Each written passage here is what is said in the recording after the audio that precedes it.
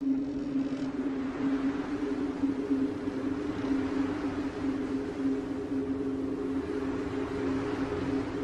want a sandwich. Now.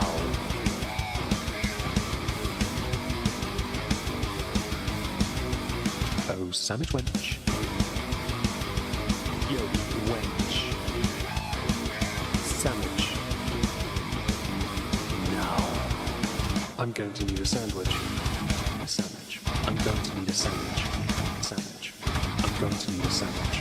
A sandwich. A sandwich. A sandwich. I'm going to need a sandwich. A sandwich. I'm going to need a sandwich. A sandwich.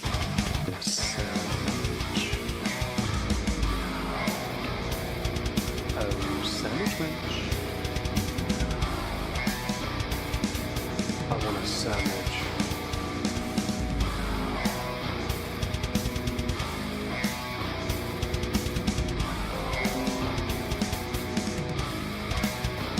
Sandwich. Hello everyone, welcome to another of Not Worth a Cork. Hope you're having a marvellous day today. I just had a Windows update tell me, oh, we want to update, so sorry about that if you heard it. I hope you're well. Joining me for what is going to be an undoubtedly heavy evening is Dave. Say hello, David. Hello, David. Do you prefer Dave or David? David. You do, don't you? Yeah. I wondered. Dave, thank you for that, Dave. I appreciate that, Dave. No. You're right, Meggles. That's okay, I remember you Meggles. mentioning it in context of work, I think, and I remember hearing you say that, and I didn't know that for like 15 years.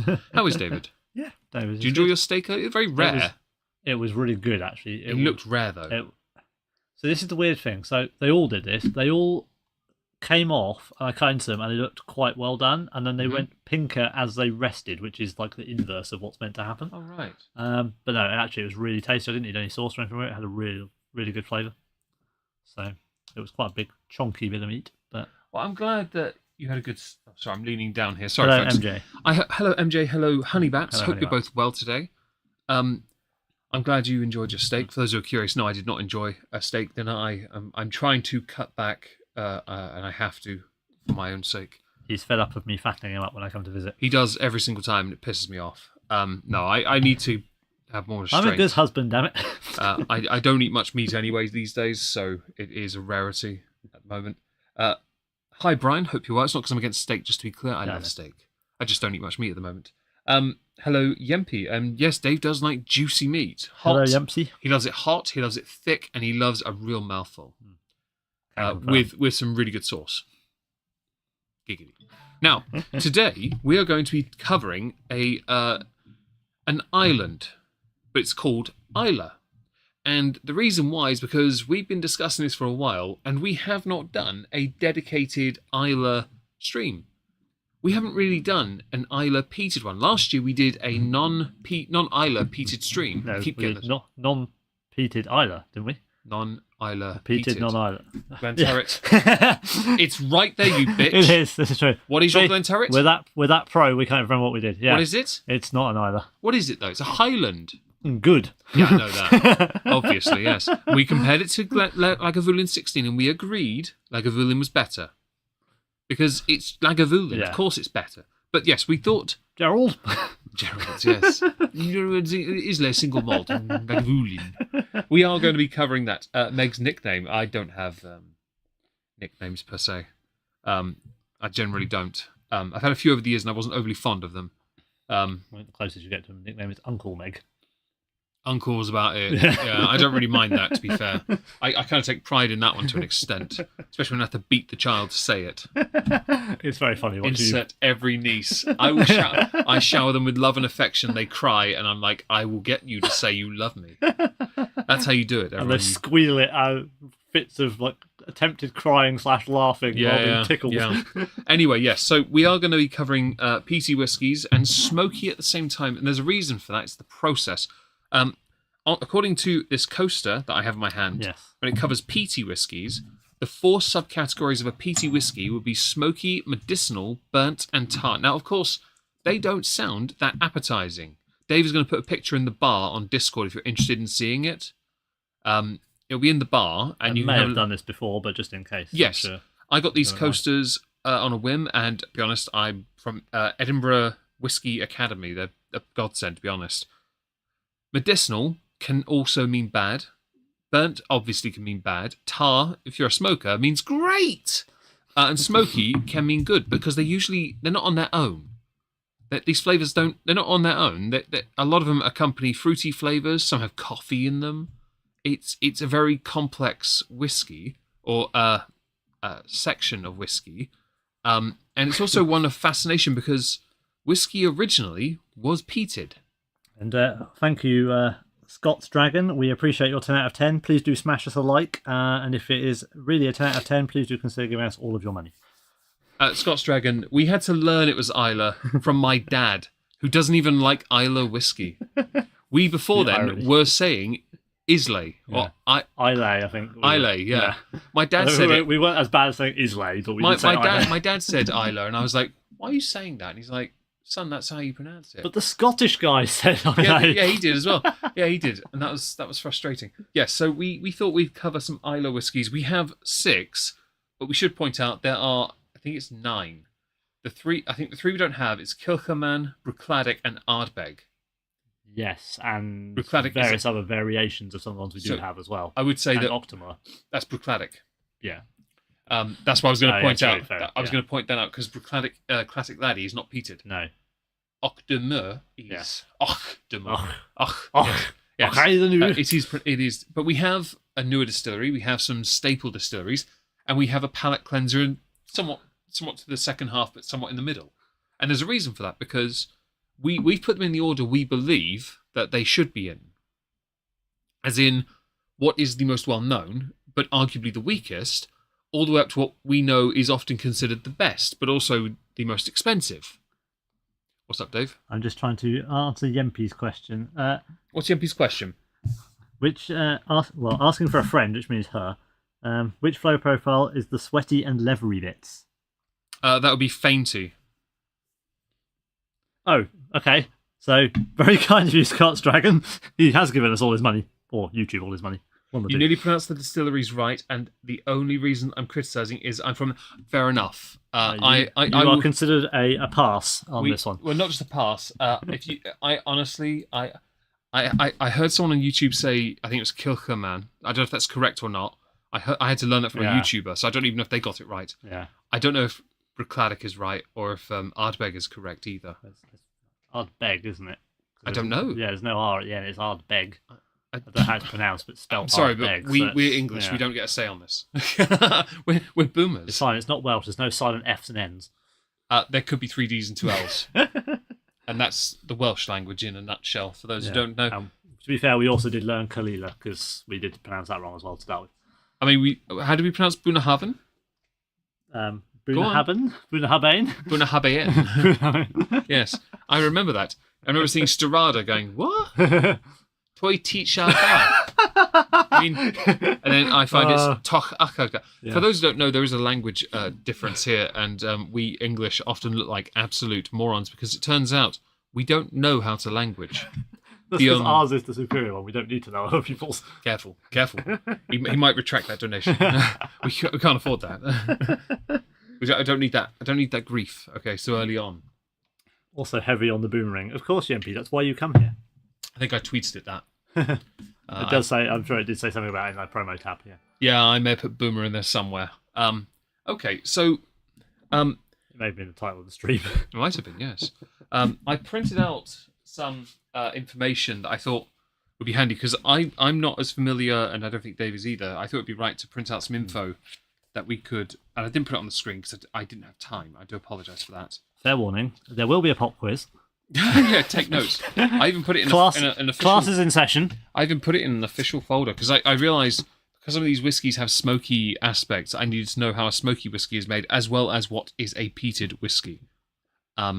This one's meant to be obviously more of a peaty theme, but a lot of these have smoky qualities, therefore both are applicable. So according to World Whiskey Day, a peated whiskey is given a smoky flavour by compounds which are released by the peat fires used to dry malted barley. The length and intensity of exposure to the peat smoke dictates the strength of this flavour, which is why Bruichladdich have abused that system well and truly with Octomore. Yes. Octomore. No, Mur, isn't it? Yeah, Mur. Yeah. Just a teensy bit. Teensy bit. 300 was it? 300 and something teensy bits. 300 and something. ppm, yes. Phenol parts per million, which is another thing I didn't realise because I confused ppm, which is parts per million, with from my toothpaste. Yeah. With that, and also it's a chemistry thing. We don't do phenol parts per million typically. Fluoride. Wow. Yes, you are being educated. Suck it. So it says here, for a long time, peat was the most readily available or accessible fuel in many areas of Scotland. Now that did change over time to coke. Now, not the coke we're all thinking. I thought it was Iron Brew. Not well, it might be in it. No, it says the introduction of coal and by continuation coke. Yeah. Lowlands and Speysides got in on this first, which made sense because Speysides are typically sweeter, and so are Lowlands. I like. There's a few Lowlands I like though. Ilse Bay, Bladnoch, and Auchentoshan. It's one of our possibly less explored areas, but yeah. We should probably do a Lowland theme thing because we've got a few. I've got that Bladnoch 14, and you've got a Black Lowland, aren't you, for that? I found the Speyside is available. I can get a litre of it. Lowland is impossible to get. It's beyond. Hello, Jake from State Farm. Hello, Miss Sparkles. Hope you're all well today. Hope you're having a fantastic day. Let's see. It says here, what regions stuck with peat? It says here, others followed. Initially out of necessity, Islay to the west, Orkney to the north, and several mainland distilleries held on to tradition. It's weird because Highland Park is quite a smoky peat. Highland Park in Orkney is, and Balvenie, Lefroy on Islay. Speyside go one step further, putting peating relatively small quantities of barley for their own use.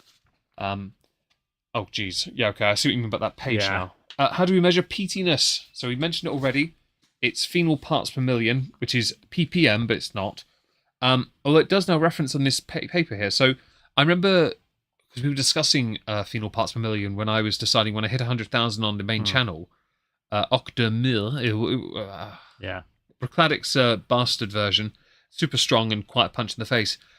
We were looking at that as an option because at Octo we were like, that's octopus, that works. Yes, I was having such a chilled out time on holiday in Malta that I was looking up whiskey for Meg. I made a little list and you went, no, that list is terrible. Give you something better. But yeah, we this was on the short list originally, and we do both have a bottle now. Yeah, each different and quite potent in their own ways. No, they are not featuring tonight. Get off yourselves.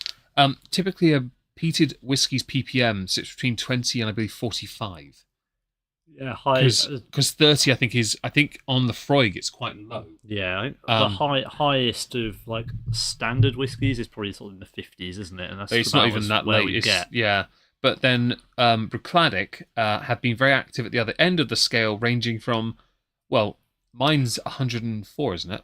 Yours was 104. Yours is mine was 197. But we've had a sample that was 300 plus, and it says here ranging between 167 to over 300 in one case. Yeah. I've seen Whiskey Shop. Whiskey Shop has a few of them for sale. The 14 edition. Yeah. The rating is a blunt tool though, and whiskies of similar ppm can still taste very different, and they do. Neither of ours now taste like a slap in the face, but they are still a slap in the face. And we didn't include them tonight because, in truth, we don't want to. We're planning to get up tomorrow. I have to work and hand in an invoice. We want to go see Godzilla tomorrow. I do anyway. Yeah. But also, it's a very very potent palate thing, and I know you could water it down, but I don't want to do that. Rather, we wanted to go through 6 of the more well known, and then talk about the ones that we know they're Islays or Islay inspired, perhaps. There's one we can give an honourable mention to. Now You Have It from Aldi. Yes, the Glenmarnock, which I did as part of one of our Instagram photos over Christmas because it was a Christmas present. But Aldi, for those of you who are whiskey aficionados on a budget, their Glenmarnock range, I don't particularly like the Speyside, but it wins a lot of awards. It's like 18 quid a bottle. Their Islay and their Highland whiskies are like, you wouldn't know they were 18 quid a bottle. They are as good as 40, 50, 60 quid a bottles. Yeah. They are genuinely really nice, and they've won a lot of awards. And they actually now do some age. I think they do an age statement one as well, which I might have to look into. It's like 35 quid or something. Okay. So the last page of this peaty whiskey thing that we need to talk about, is it exclusive to Scotland? No. We know for a fact Japan do it. Yeah. I don't know about. It says India. I've not had a peated Indian whiskey. Yes. Wasn't the sample of Paul John a peated one? When we did the samples. We did some samples when we. I remember Paul John, my free ships my and desk. stuff like that. Some of those the worldwide ones, the little It samples. was. It'd be in my notebook upstairs. Yeah. Okay. New Zealand's also referenced. It has referenced here some whiskies to try that are peated.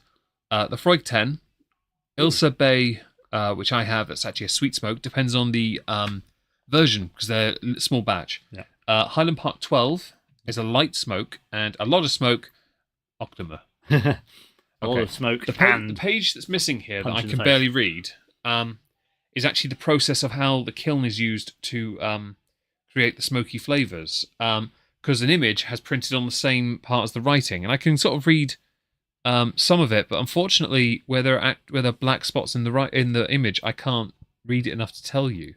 Which is a shame because I was hoping to do that. We have got a rather purple image printed over the text. Yeah, I was hoping to read that too, but I think it might be in the smoky side because that is a similar system, and we'll get to some of that soon as well. Is that correct?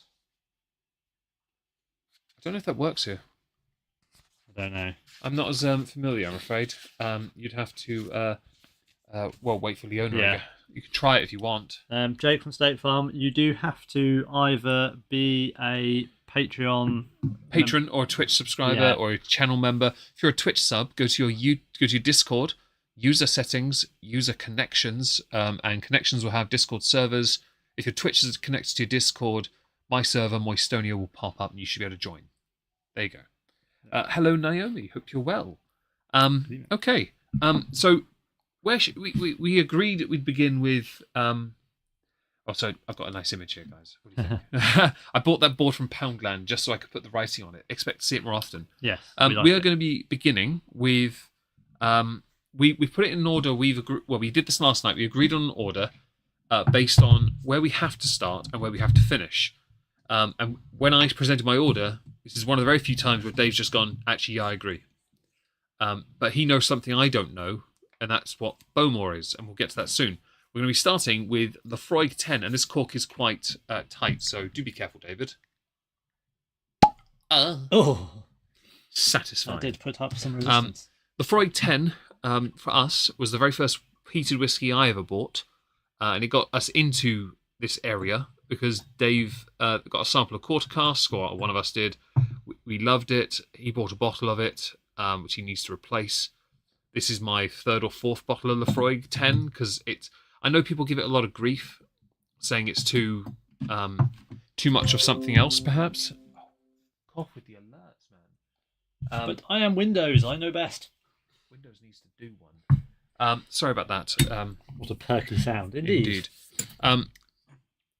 Lefroy 10 was where it kind of all started for us. We used a Lefroy Select for our steaks. We used to marinate them in a Lefroy Select, which Dave is rather, I'm not going to say boomer, but he kind of did when he bought a bottle of the Oak Select, which is just Select. Yeah. To be honest. It was cheap in Tesco. It's always cheap. Nice. It's Lefroy Select. Yeah. It's the entry level because they needed to keep up with supply and demand. Yeah. Yes, Lefroy, though, it's fine. Sure. You don't drink them enough, though. No, I know. But yeah, we're going to start with Lefroy 10 because it's an easy way to begin, really. It's the most well-known, isn't it? It's affordable. Of what we've got here, I would probably say yes, based on a repeated whiskey. Yeah. It's the most well-known. It's sold in pubs. Yeah. It's not just... you're not going to go to a... You're going to pubs, which is a good sign. If you're going to go to a pub, are you going to see any of the other ones, really? The answer is no. I have seen Lagavulin. Yeah, that's but that's the only one. I'm sorry, but how that's a bit too high. Yeah, it's almost no. Yeah, that's the only other one I've ever seen. That is so uncommon, though, isn't it? It's beyond that. I mean, was that a Grad bar by chance? Because they had Oban. They had Oban. I think they had Voom. No, I have seen Lagavulin in some pubs and that. It's when such I've been out a rare. With it's so. In Norwich. I can imagine it be like a Cambridge thing, you know. Bonds in Norwich have it. Beckme is expensive. Yeah, but that's Bonds in Norwich. Yeah, it's like 16 quid a single. I'd rather than buying 4 singles, just buy the bottle. Yeah, when the bar told me how much it is, like, I can get a bottle for 3 of them. Yeah. Well, you're not the right to sell, yeah. Or 10 years ago, you could have. Yeah. 4 now. Back in the good old days when Lagavulin was about 44 quid. Well, yeah. But then they fix that by bringing out Lagavulin 8. We'll get to that later. Fixed. We'll get to that later, of course, and no, 8 is not featuring. Yeah, so Lefroy 10, I didn't print anything out for this. The tube might have some information on it worth reading. We did last night we took these photos and we didn't think to take the bottles out of the tubes. No, we didn't, this is true. Because we're boomers, guys. Lefroy in a pub would be nice to see. I'm very sorry you don't see it there. I see it in nearly every pub here. Islay was from Kalila, are they? Oh, Scots Dragon, we didn't know that. Ooh, that explains why they're good then. Dave is far too excited about this. I mean, I have a Kalila 12. What he means is an erection. And some other Kalila. But you have distillers, don't you? I do have the Gordon MacPhail. Oh, the Gordon MacPhail Connoisseur's Choice. Connoisseur's Choice yes. One. So go along with your Tamna one. Yes, mine's more limited than yours. Yes. Yes. But that's interesting to know because they are. Thank you for that. Yeah, they are very good. If you're new by chance, by the way, I should just say we don't have like a camera set up yet. We are once Dave leaves, we are going to be doing a. I'm going to be the bar needs to be finished. It hasn't been treated, and then there will be a goal to acquire a suitable camera to have like on a shelf above the towards the side, so Dave can from maybe his arms will be visible, so he can pour the drinks. I mean, I have to wear my official shirt, don't I? You don't have to. I mean, you can wear a ducky tie. I still have to go back from thingy. It might be an idea to sort that out at some point. I want to see the bottle. I'm really sorry that that we don't have that pot picture available. Are you on the Discord? Because we can put a photo on the Discord. I'm really sorry. We forgot last night while we were actually sorting out the sleeping arrangement for Dave. Part of America or Aldi's. Oh, I'm very sorry, honey bats. Once tested Bowmore 18. Oh, motherfucker. I have a sample of that at home, which we are saving for a future stream. We are saving. Yeah, I haven't tried Bowmore before, so I'm looking. That is on the list tonight. So if you are on the server in the bar, there will now be a photo of the bottle. Yes. There are 6 Islas to try, and it's a bit dark because I haven't put the flash on because I don't want to blind Meg by flashing the camera in his face. That's very kind of you to care for me. Will Dave put on hairnets on his arms? It might be an idea to wrap them up a little bit because his arms I'm not wrapping my arms in cling film. I haven't just had a tattoo, you know. I was thinking like tin foil. Keep you warm. No, it's only the head to keep the aliens away. Oh, is that it? Okay. I thought you wrapped stuff up in like metal sheets to keep the electromagnetism off you. Okay, anyway. Lefroy, when you think of Lefroy, what's the first thing you think? Well, there is some stuff we can read. I think of that night at your house back at uni.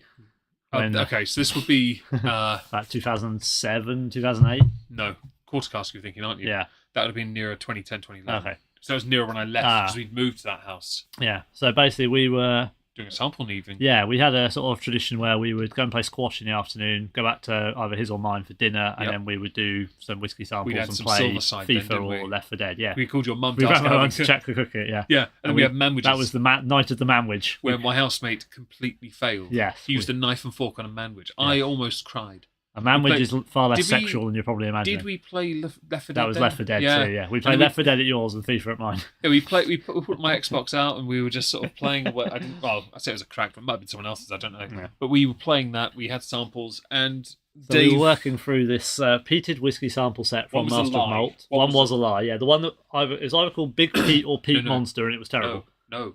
It was Bunnahabhain Storada. Because it was Bunnahabhain. I'm sure one of those two that sounded like it should be awesome was terrible as well. No. It was terrible. I think it was Big Pete. Yeah. But the one that threw me was Bunnahabhain because I couldn't taste any peat. And I put that in my mouth and I was like, this feels underwhelming, lacking in whelm. Yeah. I didn't say that, but we didn't know those words back then. No, I barely know them now. But the best thing was, so these are little 3cl sample pots. They are 3cl, tiny little things. Mm. We opened this one of Lefroy Quarter Cask, and about 10 seconds later, we heard a door upstairs open. About 10 seconds after that, Meg's housemate arrived. Oh, we have an ad. Yay! AIDS. What? As you've sure now been able to skip the ad because I will continue. So yes, thanks. The steps came from upstairs, downstairs. Door opened. He stuck his head round the door and went, "Whiskey?" My housemate had noticed. To be fair, we summoned someone from another room. He was the one that kind of got me into whiskey in his own way because he introduced me to He took me to the whiskey shop for the first time. he didn't. We tried a load of samples there, and I was like, they originally, the whiskey shop in Norwich, they had 3 barrels on the left side. Yes, they did. And it's a platform. Corner, didn't it? Yeah. And I went in, and he let us try all these samples, and he went in and bought something, and I was like, I have no money, but I got free drinks. This is awesome. It's a great day for me. I was like, all right, I'm off. Yeah, he came down and brought down a bottle of Anok, and he joined us. Yeah. I had a bottle of Fiddick 14 Rich Oak. Housemate brought down the Arbelauer 10 I bought him for Christmas.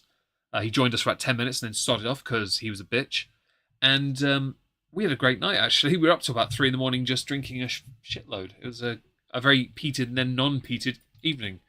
I quite enjoyed all of it, actually. I think the only one I remember Dave got, and he immediately passed it away because he didn't know what it was at first, and then he tasted it and gave it to me. It was Fiddick 12. Because we passed it to you thinking you wouldn't notice, and you've gone, nope. It was very Sheldon Cooper-esque. Anyway, should we have a little drink? I feel like we should stick our noses in. I'm not doing the hello and then discarding the drink. No, but we shall dive nose first into our first glass of the evening. See, I see people give this one a lot of crap. I'm smelling good smells, and I'm not even in it. People give it crap because I think I think people they consider it too weak, or they consider it too, and then they insert some negative medicinal flavours. I mean, it's certainly not got the mulchy, soddy quantity of the quarter cask, but which is intense. But it's still there. For those who don't know, is Lafroig Law.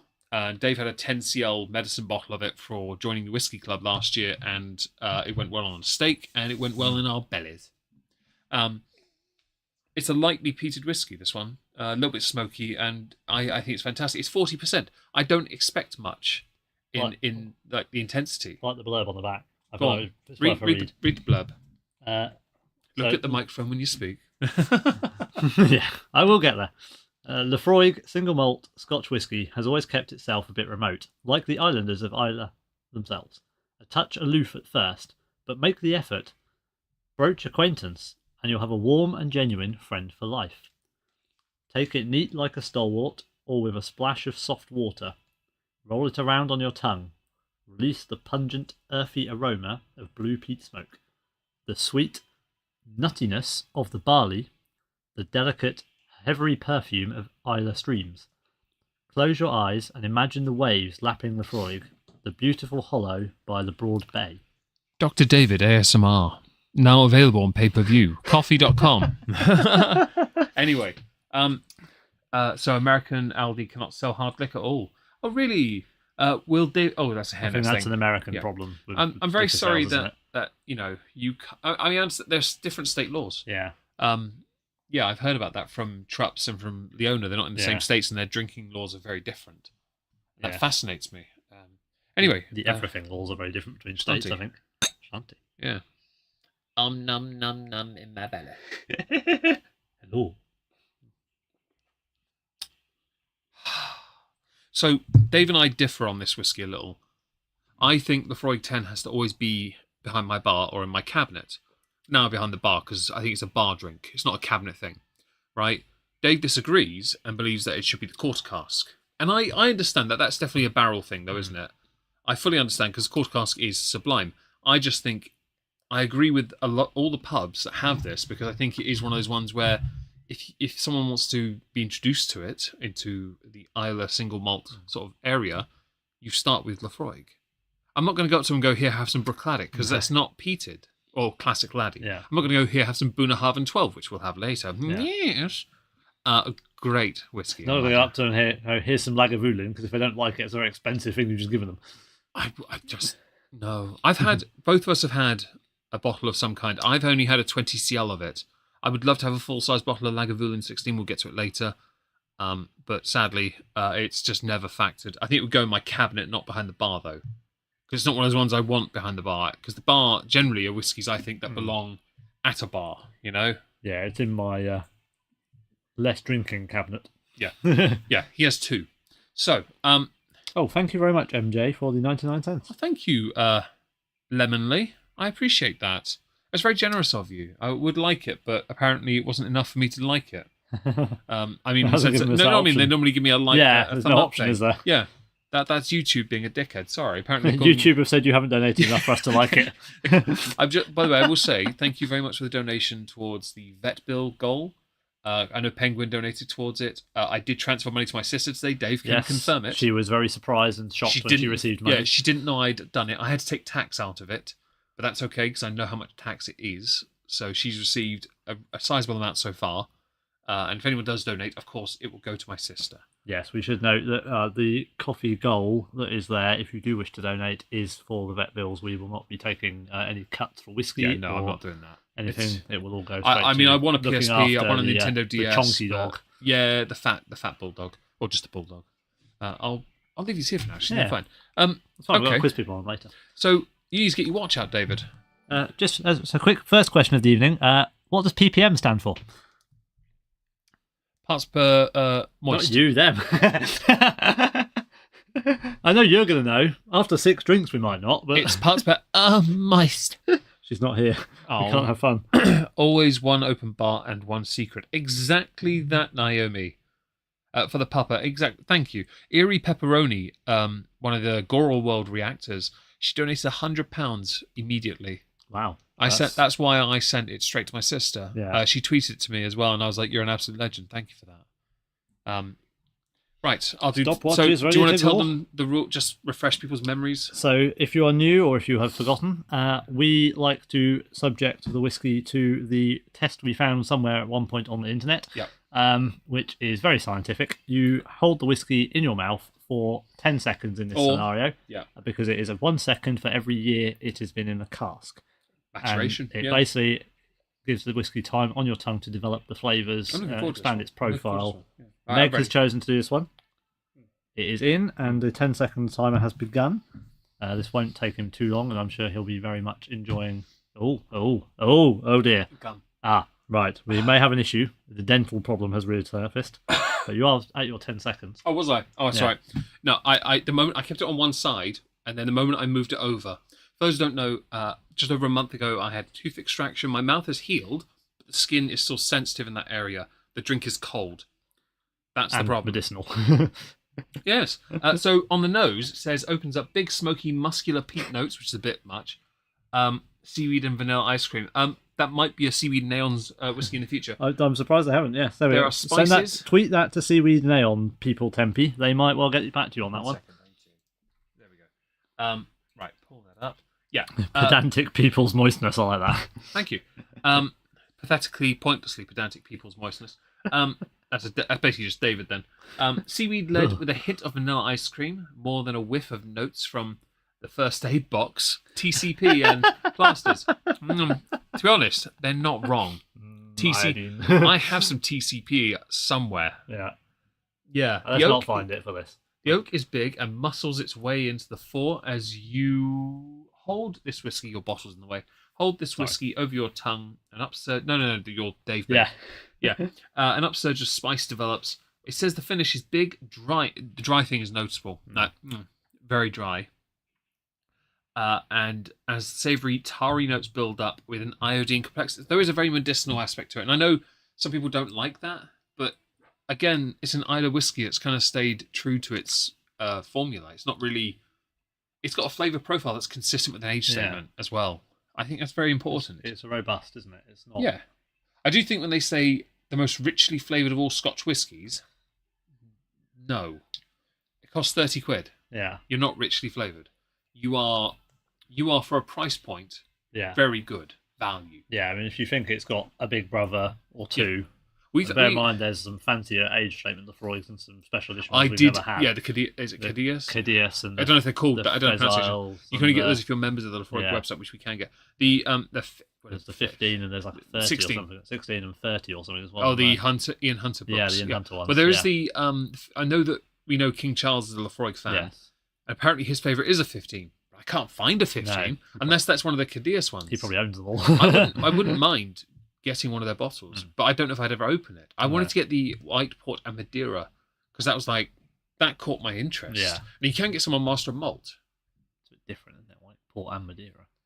Yeah, It's when if when this 10 is finished, my Lefroy 10 is finished, I'd want to replace it with the either Lefroy 10 cask strength or Lefroy 10 sherry finish, because that looks really. Ah, yes, because they've got a couple of finishes now, haven't they? That colour is intense, and yes, dry. Description needs to calm it. Yeah, it's. I will say, as far as descriptions for whiskies go, this one is fully loaded, and that's fascinating to us because when we had a closer look, I did when I was setting the images up.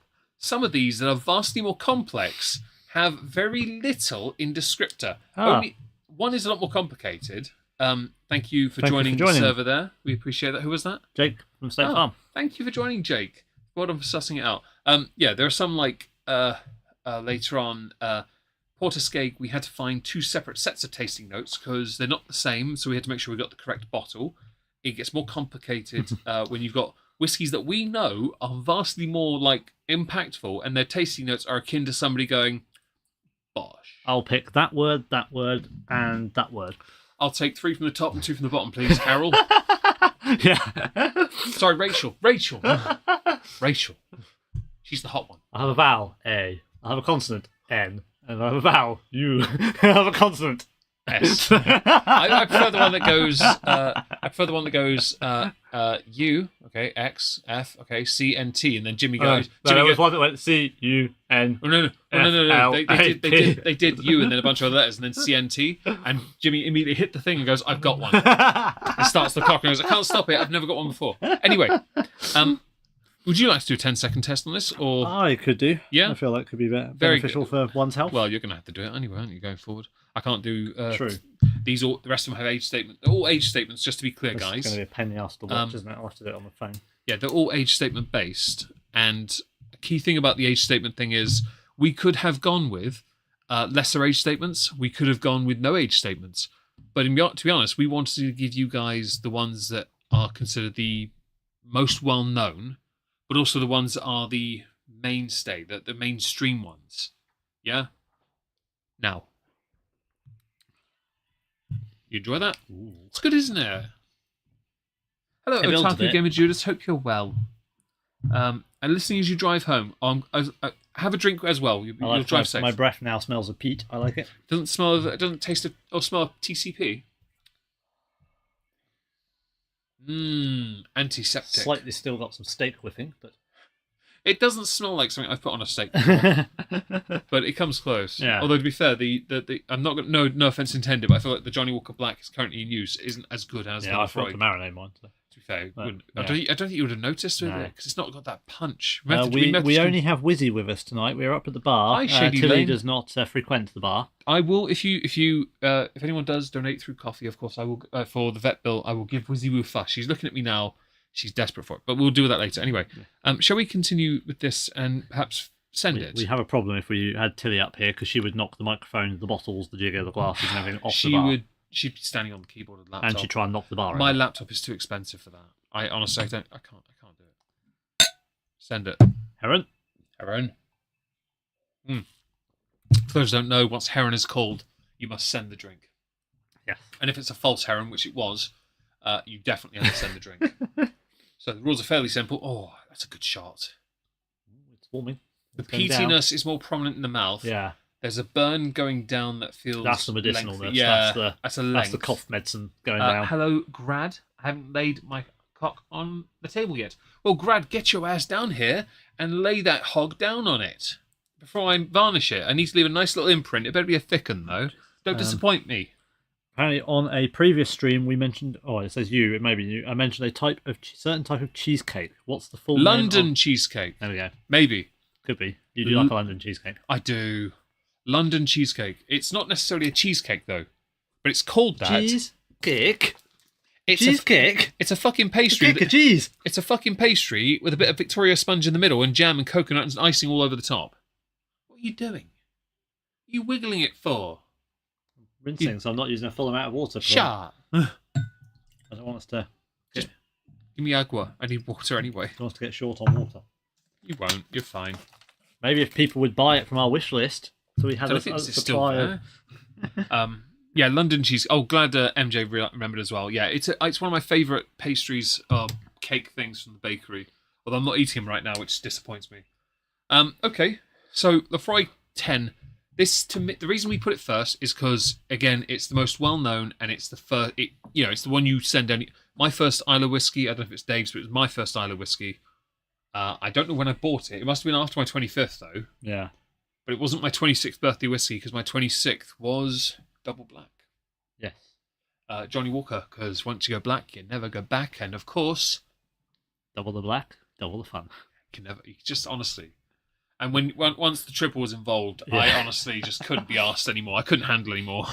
If they managed to quad that, I'm done. Triple Blackwood. But yes, the Freud 10 is like if we're doing a baseline of peaty whiskies. This one is the middle of the road. That's the one because it starts it. You can tear it down and say, oh, but others are just better. That's fine. But that doesn't mean that gets knocked down. But they don't points. cost 30 quid. Yeah, that's the thing. The only one that. Okay, so there's a variant of one of those that is 30 quid. There's only one, and I have it. Do you know which whiskey it is that has a variant that costs about 30 quid? Well, until you said you had it, I was going to say the Lagavulin 8, but I have it. That's 50 quid. 40, 50 quid, oh, yeah. Okay. I'm going to go with the Buna. Strada. Yeah. Yeah.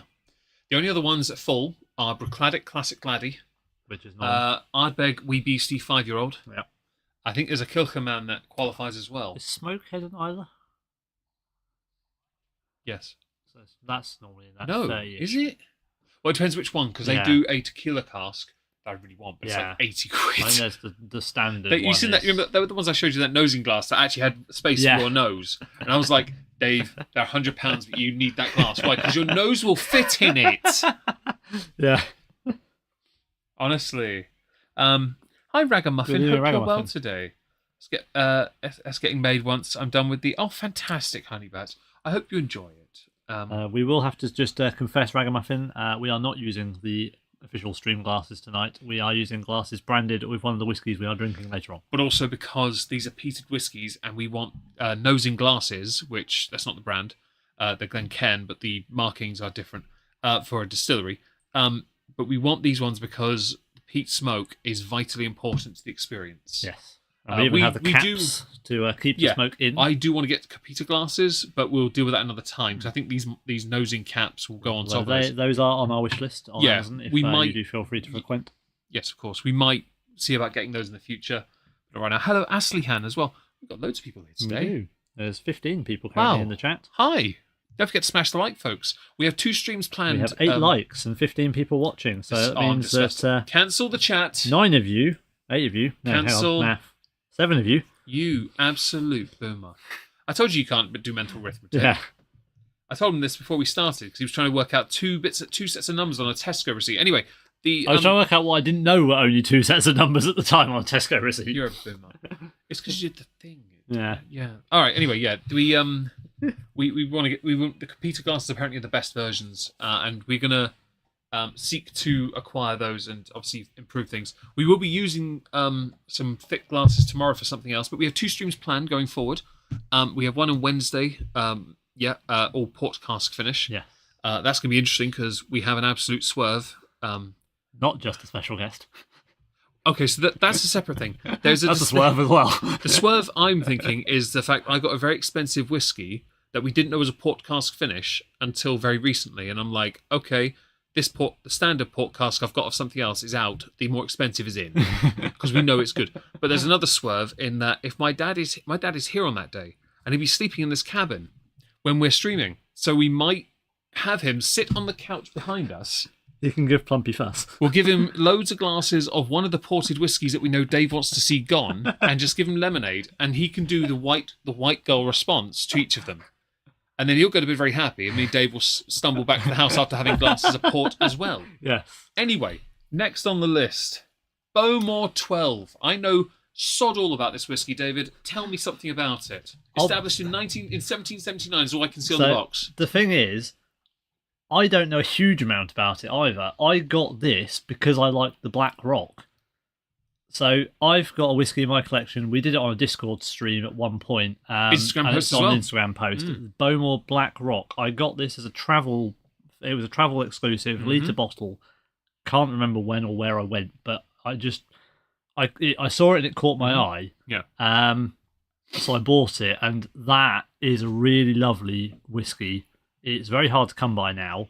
But as it was getting a bit low, I thought, well, I like this. Bowmore do some Aston Martin collabs and stuff like that as well. So I thought, this could be a whiskey I want to get into. So I'll buy the standard, which is the 12, and I would give it a go. So not actually realising, even though it says it on here, that it's an Islay. Genuinely, neither of us realised it was an Islay. The only thing I know about Bowmore is recently the Whiskey Shop did a sample set for evening, and it sold out in 5 minutes. Yes. Thank you, MJ, for the donation. Thank you so much. It really means the world to us. Yes, Yempi is kebab. Obviously. All the kebab. Moist, contrarian, one of the two. Moist. We know about Bowmore also because of the Aston Martin limited editions. Yes. Although, the 22, I keep seeing it for like 300. And in January, no lie, it was on my list. I was like, if I buy that and open that in front of Dave, he's going to have a fucking conniption. He's going to see me open that, and the first thing he's going to do is get a glass and go, Sam? I'm going to Fernando Alonso you. I'm going to do nothing wrong, and you're going to crash off into the... No. Dave is going to do what my nephew does and simply hold his hand out and go, Sam? He does, yeah. Sam? He did that to me, to my Oasis. Sam? And to my phone, he just looked at my head. My phone. Thing is, back in January, I did buy something that was that expensive. If the Bowmore 22 was there, the Aston Martin one, I was going to buy it, and it was going to be my January treat, and I was going to open it. I was going to open it in the shop, though, just to make sure you knew I'd do it. So this, on the box, this says, today as it was then. Oh, hang on. Thank you, Ragamuffin. Needs more whelm. Thank you for the donation. Thank you, everyone who's donating. We definitely need more whelm. Thank you. Means the world to us. Thank you so much. And yes, all the whelm is required, of course. And if you're short of whelm here, please do go and find our Penderyn Welsh Whiskey Wicked Whelming stream, where there is this whelm one's alliteration. This is the iridescent Isle of Islay. Yeah. I like iridescent. It's a good word. It was the first one I thought of. Yes, like a TVR paint job. Yeah. It's all right. Wednesday's all the peas. Yes.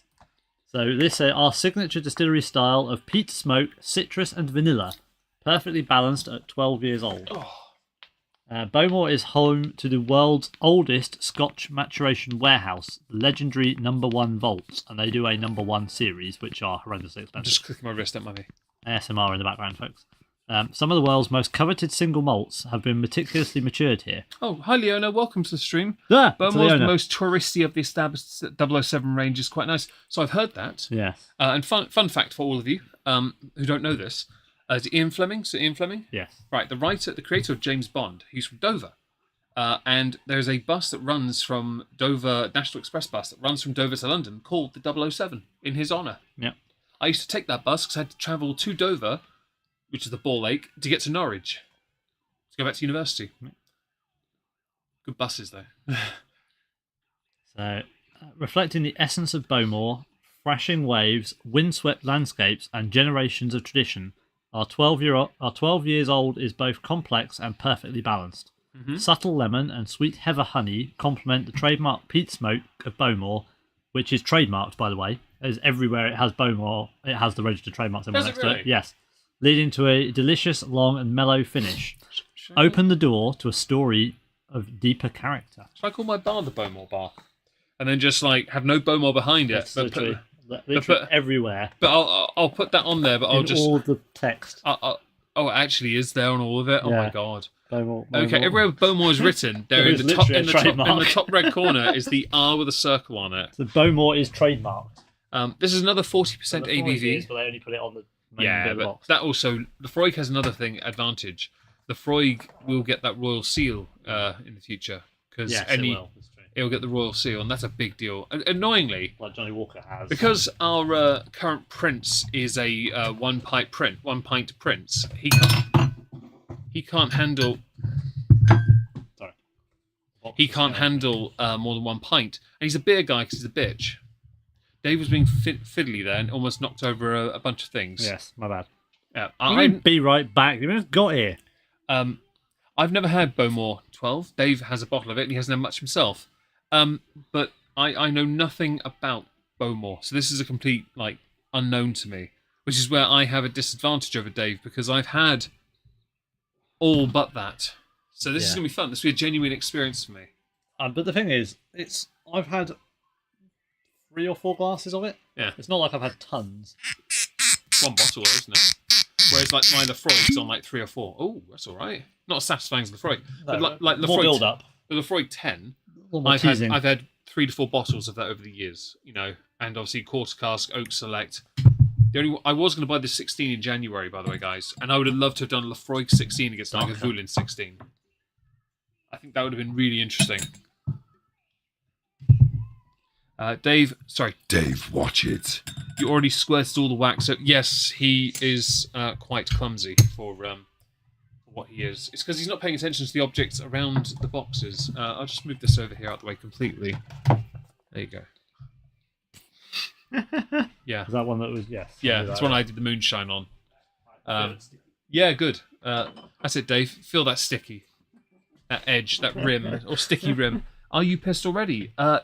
Dave might be. No, I just had a spatial awareness moment. It's because he wears glasses. Caught the lid, open lid of the box, the bottle. He wears glasses so thick he can read your mind. And you need to get your head out of the gutter about those 5 guys there, Ragamuffin. The MP is thinking about cats. And Leona is thinking about... Oh, moist. So, I'm not going to put up the notes. I'm going to have an instant smell, because I know nothing of this. So this could be really interesting, I think. Who's in? Very mild. Compared to that, there's a sweetness to this. A lot sweeter. Yeah. But the smoke and the peat is nowhere near as pronounced. It sits around... It's 2 years older, same ABV. Do they do a non-age statement beyond Blackrock? Like a standard non-age statement Bowmore? Because a lot of the Islers do lower age statements, or they do non-age statements, don't they? I will consult Google. Never get your head out the gutter. Damn right. Damn right. They do a Bowmore Legend, which is like 30 quid. So they do, but we know nothing of it either, really, then do we? But that seems to be okay. And then 12, 15, 18. I hope you had a nice shower, Miss Sparkles. Behave, I'll not be having 5 guys anytime soon. And the Aston Martins as well, yeah. I'm very Legend. sorry that you can't find guys. Or something of those words in different orders, possibly. You could rearrange it if you like, but it's not compulsory. It's the 2 Fs that fucked me. Every time I do Fs, I always end up fumbling. My stammer becomes more pronounced. Bowmore produces a heralded malt and the second best-selling Islay whiskey after the Leviathan Lefroy. So Bowmore is the second best-selling Islay whiskey. Disagree. Lefroy the best. Unless they're shipping that internationally, I disagree. That can't be right. I swear Lefroy has to, because the pubs, they go through so much. Yeah, no, Lefroy is the best-selling. Oh, you said Lagavulin, didn't you? No. You said Lagavulin. Lefroy. Shall we confirm it? You said Lagavulin. I'm pretty sure I said Lefroy. But okay. But, so Bowmore produces heralded... so yeah, second best after Lefroy. Fair enough. All right. Well, okay. Fair enough. That's good to know. I mean, it makes sense actually. Lagavulin wouldn't be up there because it's they can't produce enough. That's why they brought out the 8-year-old, which is, as it's owned by Diageo. They'll find a way to bring that down in time soon as well. You got 5 guys for your mum. That's an interesting gift. Honestly, it's a gift that keeps giving. Okay, so I'm gonna pull up the tasting notes I've got in there. The nose says coastal smoke and ash soon make way for bergamot, orange zest, lemon slices, and some hay before becoming rather floral heather smoke, now competing with the ash. Yes, I've had 5 guys multiple times because I'm a slut. But at least I'm honest about it, Ragamuffin. It's definitely sweeter and lighter on the smoke. Citrusy, not so much. No, I'm not. I wouldn't say I'm getting the citrus. Unless the citrus is being like cancelled out by like the smoke. I don't know if that's what happens. Maybe let's go start doing the bonfire this evening and just set the put some lemons on it. We get some lemon juice and just squirt it all over the place.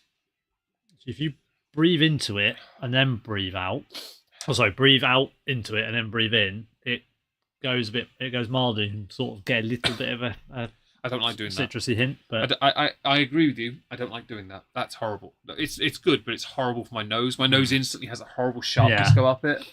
That's painful. It's like getting water up your nose in the swimming pool. MJ, thank you for the thank you very much. Did you give 10 memberships? It says 5 on there. I've got 2 sets of 5 on my thing. Okay, I've only got 1 come up. Okay, 5. Thank you so much. Megon, how could you be a good dirty slut? Well, I'm a good asexual dirty slut. We don't need to do a rain dance. It's already raining. I will could you do a confirm non-rain dance? I'll confirm it. Give me a moment. Mega's going to literally stick his head out of the door just to confirm the rain is occurring. It is It's raining. Rain is occurring. There we go. We are in Britain. It is April. Therefore, it is raining. It is very toasty in here. Yes. Meg has lit candles, and that thing is pumping out a standard. OBS disconnected. People are parting with their money. Okay, it's reconnected. Sorry if we've stopped for a second. OBS disconnected randomly. You will hear the weird sounds on your end. Sorry. Yeah, so Yempi, people are parting with their money to support us. That is what is happening, and you'll probably not understand that feeling. Thank you so much for the support. Thank you very much. We don't generally get much in the way of this kind of generosity on these streams, and it really does mean the world to us. If anything, because it helps our alcoholism. So, they changed to green when I remember. Yes, they do. Would you? Can I have a sip just to get a first? Because I've never tasted it. I feel like you should. Yes. Yeah. All right. Well, I'll have a sip. Do dig in.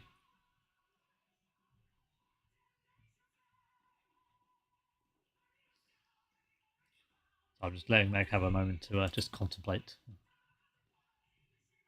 The flavour's a lot stronger than the smell, but the sweetness initially is there. Then it the smoke properly hits you, and this is definitely a more smoky whiskey. Really impactful smoky, and it sort of makes the finish is fairly lengthy.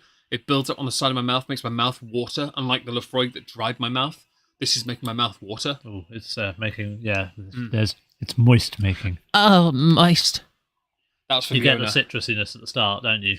Yeah. And then it develops through that. So it says here, the palate is lovely and rounded, honeyed initially, vanilla perfume smoke and CO, I assume coal elements develop, dark peat blossom oily sweetness. And the finish, smoky and long, sea spray, dry grass, touch of ash, and citrus cunts. Citrus. I don't want the stream Why are you flashing?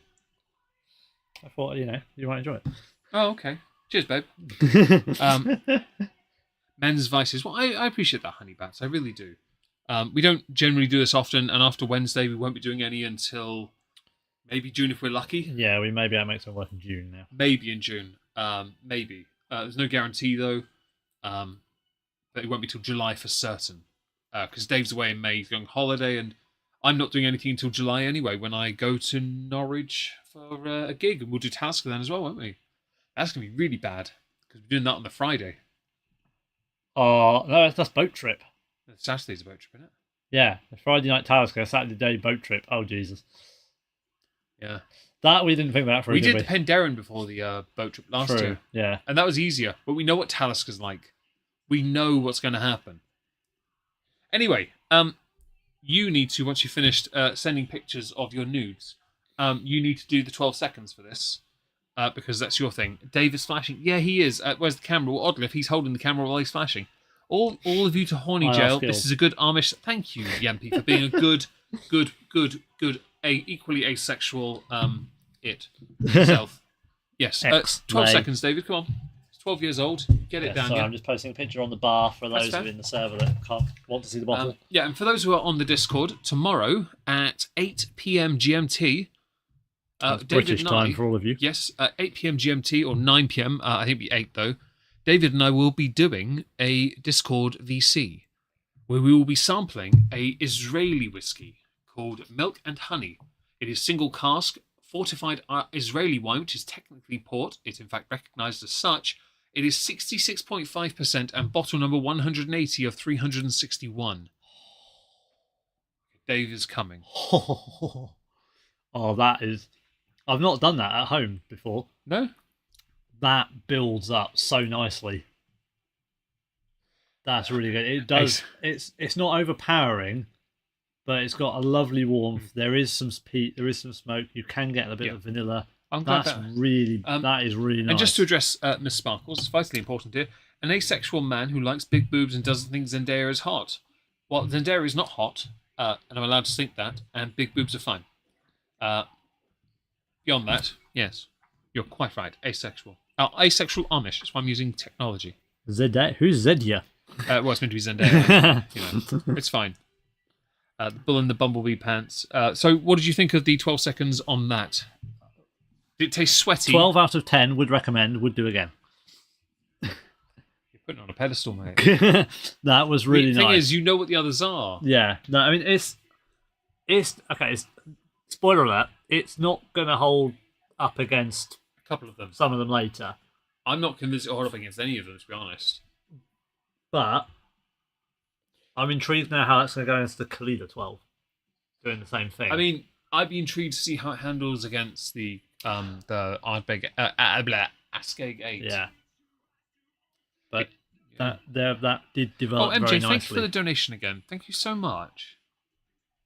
Really are very grateful for that. Got to go support my buddies. Fair enough. Have a lovely evening, Miss Sparkles, and thank you for being here. Thank you for being here. We really appreciate it.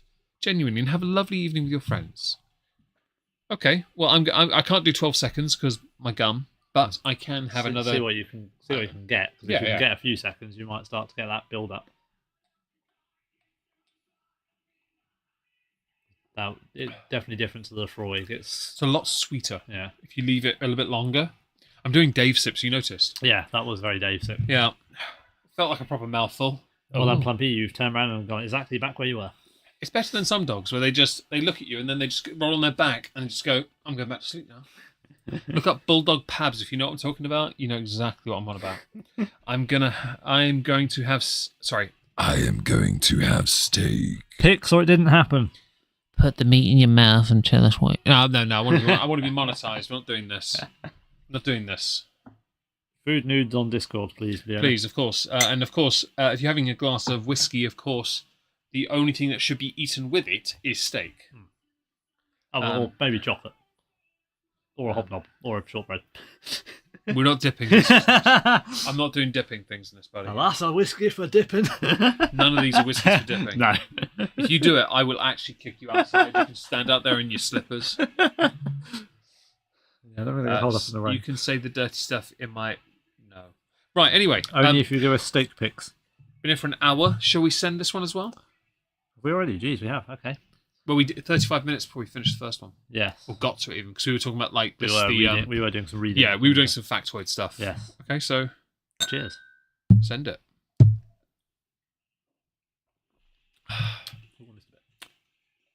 A very, very, very warm and smooth shot. Straight down the pipe. Very... It's nice. It's a good whiskey. I actually do now understand why it's popular. But I'm not going to... No offence intended here. When I hear the word Bowmore, I don't think Islay. No. The name annoys me because it doesn't sound like an Islay whiskey. No, I don't. I think we overlooked this to start with until I was working on my cabinet and went, hang on. It's because you pulled out the Glenmarnock. Yeah. And I was like, it's not really well known. I thought I'd have to pull out the Bruichladdich. Yeah. I was like, I don't know if I want to do 2 non-peated whiskies. Yeah. And I do have a peated Bunnahabhain, but we're not opening that for this stream. We're saving that for a Bunnahabhain good time. Yeah. And yes, that will be the name of the stream because I sat on that a while ago. I actually realised that was an Islay while I was looking for port finish whiskies. So I was working on thinking what one could be port finished and going past the Dalmore. I'm like, hang on, Bowmore. Islay. Ooh. The thing is, if you want to be pedantic enough, you could be like, well, I mean, Johnny Walker Green has some Kalila in it. It does. I mean, can we not include that? No, you can't. I would love to. My bottle's not open, but no. Mine might have been finished. One of them. I'd love to see some of the other like very well-known distilleries do a peated version. I was talking about. Hello, G-Dubs. Hope you're well. Haven't had steak in a while. Going to have to raid my butchers on Monday. I hope you do. Official rules: Saturday night, steak night. Yeah, it used to be my house. It's like fish and chips on a Friday. My house rule back in Norwich was I think Thursday night or was curry night. Yeah, that was a good night. You used to join us, didn't you? Yeah, I did start doing. Yeah. Yeah. Curry night was a banging night. The first house I did, then we had the lime pickle and I didn't come back. We don't talk about it. I'm sure it's a great mixer, but on its own, it's an absolute abomination, an affront to the very nature Mango of chutney, yes. Lime pickle. Yeah, but chutney's all right. Chutney's lovely. Anyway, Agua. Do the Agua. I was going to mention that there are distilleries I'd like to do certain finishes. I mentioned, Dave, I'd like Tamna Vulin to do a port cask finish because I think Tamna's great. Tamna are good for the odd finishes, or particularly the wine finishes, aren't they? All of them are. Technically, all of them are odd finishes. Well done. Because they don't do a standard, like, just straight... They do a double oak, a double barrel or whatever it's finished. Yeah, double barrel. But one of them is sherry anyway. One sherry, and then they do a sherry finish. It's like, hang on. Yeah, that threw us, didn't it? Because we had the double barrel, then we had the sherry cask, and this is bourbon and sherry, but the double barrel is bourbon and sherry. Yeah. It's, to be honest, that was no different than some of the Duros we've had. But I'd like to see them do a port finish to keep up with the wine casks they've done, because I think that would be a banger. Although I don't think they'd be able to get enough Cockburns. Now, I know it's not pronounced that. I'm going to keep saying it. It's pronounced, what is it, David? Cockburns. Bullshit. Is it? It's Cockburns, one word. Cockburns. And for those of you that have been around a really long time, it's what happens when you get original source tea tree shampoo on your gentleman's area. Or you accidentally put your hand on exposed chili and go for a whiz. Or a danger wank. So I'll be honest with you. The danger when you start and you call your parent, or is the danger when you're doing it while you're also simultaneously suppressing a scream? Like when they walk in and they see that very red bulbous tip because it's swollen from infection and from burning. Is it danger at that point, or is it danger when they say we? It's danger when it passes like 4 million Scovilles. I remember when I was crushing down Carolina Reapers, putting that Jack Daniels, and I had a mortar and pestle thing, and I ended up using a pair of tweezers to pull them apart. And my sister was like, "What are you gonna do with those tweezers?" And I was like, "Open the bin." It's like, "Why? Open the bin." I put the chili in there, I dumped it in there, and then put the tweezers in the bin. We never touched them again. We have an actual whiskey question. Oh, go on, ask away. So imagine you're shocked, boys. I have an actual whiskey question from Ragamuffin. Have you both seen the cask investments available, and have you considered / done this? Before Christmas, I was reached out by Braeburn Whiskey. Braeburn, I expressed interest in investing in a Bunnahabhain barrel, but I can't afford it. I would love to. They estimated after a lengthy discussion, and we agreed to talk after Christmas about it. They said that if you held on to one for 5 years and you paid you get 1 year free rent, and then you pay like £90 a year for the barrel to be stored. And every year you can review if it wants to keep it in the barrel, change the barrel, maybe take an angel little at the top, just a little sample. Yeah. You can do that 5 years. The value of it goes up by about 15 to 20%. And I was like, that's actually really good. Yeah. Even with the rent fee, I mean, the highest, it's also free of capital gains tax. The highest interest, while it's in the barrel, yes. The highest interest you can get on savings but then, is like 6%. But then if you sell the barrel as the barrel, then you're still quids in. Yes. And I was like, that to me is an investment. I'd love to invest in that. If you bottle it, you're screwed. Basically. Oh, yeah, because you can't bottle it anyway. You need the license. Yeah. So you can't do it. So you sell the barrel as it is. I would do that with some Bunnahabhains. I'd stick them all in Madeira. I'd stick Bunnahabhain in Madeira. Gone from fun to terrifying. Yes, welcome to Not Worth a Cork. Hi. Moist. But yes, we are going to... I would love to do that one day, invest in a barrel or two, but I can't afford it right now. I'd have to smash December. Maybe we could make it a stream goal thing that people can contribute towards. Okay, they have a very, very small percentage. That was the minimum for... I thought I'd seen one that was free. Or barrel. Oh, you might have, 3K. But they're very hard to get hold because they sell too quickly. Yeah, they sell far too quick. But I would have to do a Christmas that would have to be like no other to buy one, and then pay my tax on it as well, and be like, well, I've got nothing left. Yeah. So it would be an investment and a punt. Yes. But you can get some, and if you want to, do it. Otherwise, just play it smart and invest in things that are public services, knowing you'll get your fair share, and those services will still be shit. Yeah. Okay. So should we move on to the next whiskey? Oh, actually, do you rate this above or below in peat and smoke to the Freud? Because I think it has to be separated. So it's lower on peat. Yeah. But higher on smoke. Yeah. I agree. This is a thing Islay whiskey covers both. It covers a few areas, but it is synonymous with peaty and smoky qualities. Yeah. I think Lefroy sits above in one, but below in the other. And I agree with David on that. What do you say in terms of quality sip or quality drink? What would you rate higher? I prefer sweeter flavours. So I do think the Bowmore 12 has a nicer palate for sweeter flavours. But that doesn't change my opinion of Lefroy. I'd rather have that in my cabinet or my Bahar than Bowmore. Yeah. But only because I think Bowmore... If I wanted peated whiskey, if I wanted something peated, I'd go Lefroy. If I wanted something smoky, I'd go with something else as well, though. I'd go with the Nilsa Bay. So if I'd have brought the Black Rock, we'd have had a different conversation. Because that's maybe. But I think that it's not a fair fight though. At that point, you may as well pull out Lefroy Law. Yeah. It's still not a fair fight though. It's still not fair in the slightest because they're completely different whiskies, and that's very important to acknowledge. And that's why the next one on the list is the 18 Bowmore intrigues me now because what's that going to be like? That's a purple box thing. Is that because it's a port finish or is it a red wine finish? I remember seeing the purple framing on the box. That's a lot of WhatsApps. Yeah, you're very popular. I'm not popular enough to get WhatsApps. The owner secretly loves it when Meg does that. I can confirm, for those who've never heard this before, Leona on Twitch or Wildling Darling in the chat loves it when I go, oh, moist. I should now say for sake of clarity, that is not what I clicked on. That is a donation thing. So the Beaumont 18, Dave bought a sample of it in the whiskey shop in August last year, I think, and it has a purple framing. The small one does. Why don't you just go down to the bottom of the description? Tropical fruit, apparently. Does it say anything? No. Okay.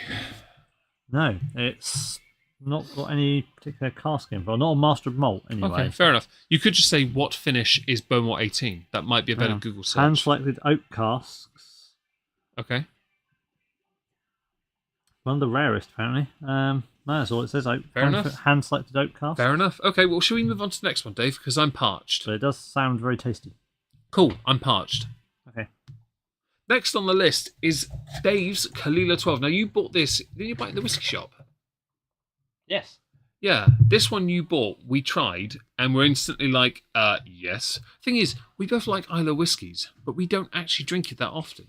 And I think I need to make it so one of my stream whiskies is an Islay. But I love the bottle colour on these, on like the Kalila and the Lagavulin. It's very similar brown sort of bottle. Smoked, isn't it? Yeah. So I've actually had a Kalila, probably one of the first 10 whiskies I had.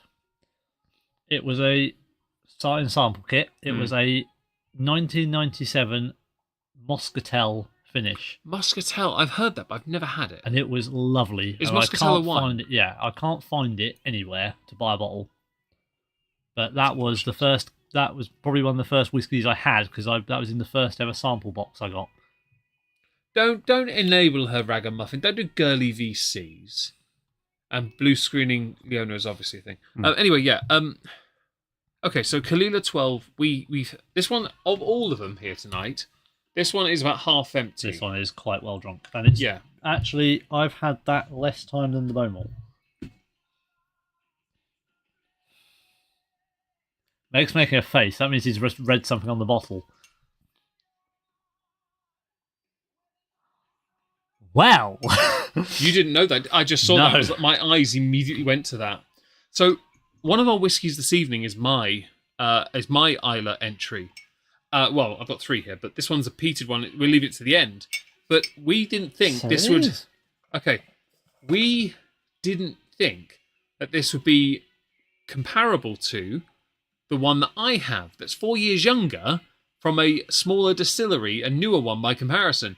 And now we find out that Kalila Distillery is in Port Ascaig. Basically down the bloody road. Yeah, it's done in the same place as a whiskey we're featuring as a penultimate in the form of Port Ascaig.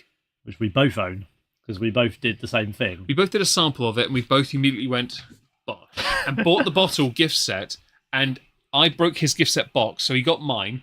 I threw mine away anyway, because it didn't matter, and we're using the glasses for it. Anyway, would you like to pour us a dram, Dave? What was that? I'm also very much enjoying the music choice in the background. It's a bit mild. I don't really care for ballads. Give me some metal. It's good live, though. Yeah, it was a banger live, because she's hot. Dave, did you do a suitable cork sound? No. You got stuck. There was absolute bellend. You got stuck. There was some squeaking, and there was a pop. Was there? I didn't hear it. I must have been so busy listening to my own ego. Don't stick the fucking jigger in the glass, you div. I didn't realise the jigger was the same size as the glass. You got the jigger stuck in my nosing glass. Stardew. Oh, I hope you're enjoying yourself. Hello, 17 people, by the way. We haven't had that many people here for a while. We really appreciate it. We have 17 people, but 20 likes. This is good. Victory's ours! We're doing well. Who's using an alt account? The slightly sozzled stream is off to a great start. We are now approaching the halfway point. So, well, not really. Got the other one on the bottle, Kalila 12, Islay single malt, out of sight in a remote cove near Portiskeag, lies Kalila, hidden gem among Islay's distilleries since 1846. Not easy to find, Kalila's secret malt is nonetheless highly prized among devotees of the Islay style. So I will admit, I would love a bottle of Kalila in my collection. It's one of those ones where that and Lagavulin that I don't have, and yet I would like to have. You know, but it's just a strange thing where I'm not buying whiskey right now. Beyond the 2-year anniversary and the bottle Dave and I traded, which I didn't buy. Yeah. We legit have done a trade. But I'm not buying whiskey. I was looking at a bottle earlier today in Tesco, and I really want it. But Dave can confirm I didn't buy it. I was looking at that. I really wanted it. It was the Glenmorangie Twisted Vine Cognac cask. Yeah. I've been eyeballing that for so long. Interestingly, Portiskeag Distillery does not come up on Google. The grifting worked. If the grifting worked, my donation bar would be higher up. I'm kidding. No. We're very grateful for that. Yeah. So it's not on Portiskeag Distillery. Does not appear on Google. The thing is with Portiskeag though, it's a younger distillery. They're doing a small batch. They're not very far away. They away. do much smaller batches, don't they? I'd love to get my hands on the 15 Portiskeag though. Do a comparison. Anyway, this is your whiskey, Dave. Would you like to be the first to have a sip of it and tell me what you think? I will. Not that it would take you much to be able to work out what you think. We know you love it. Nice warm smoke on there. Yeah? Just bonfire. I'm glad it is. Coastal. Yeah. In about half an hour, we're going to have to dispatch a dog, by the way.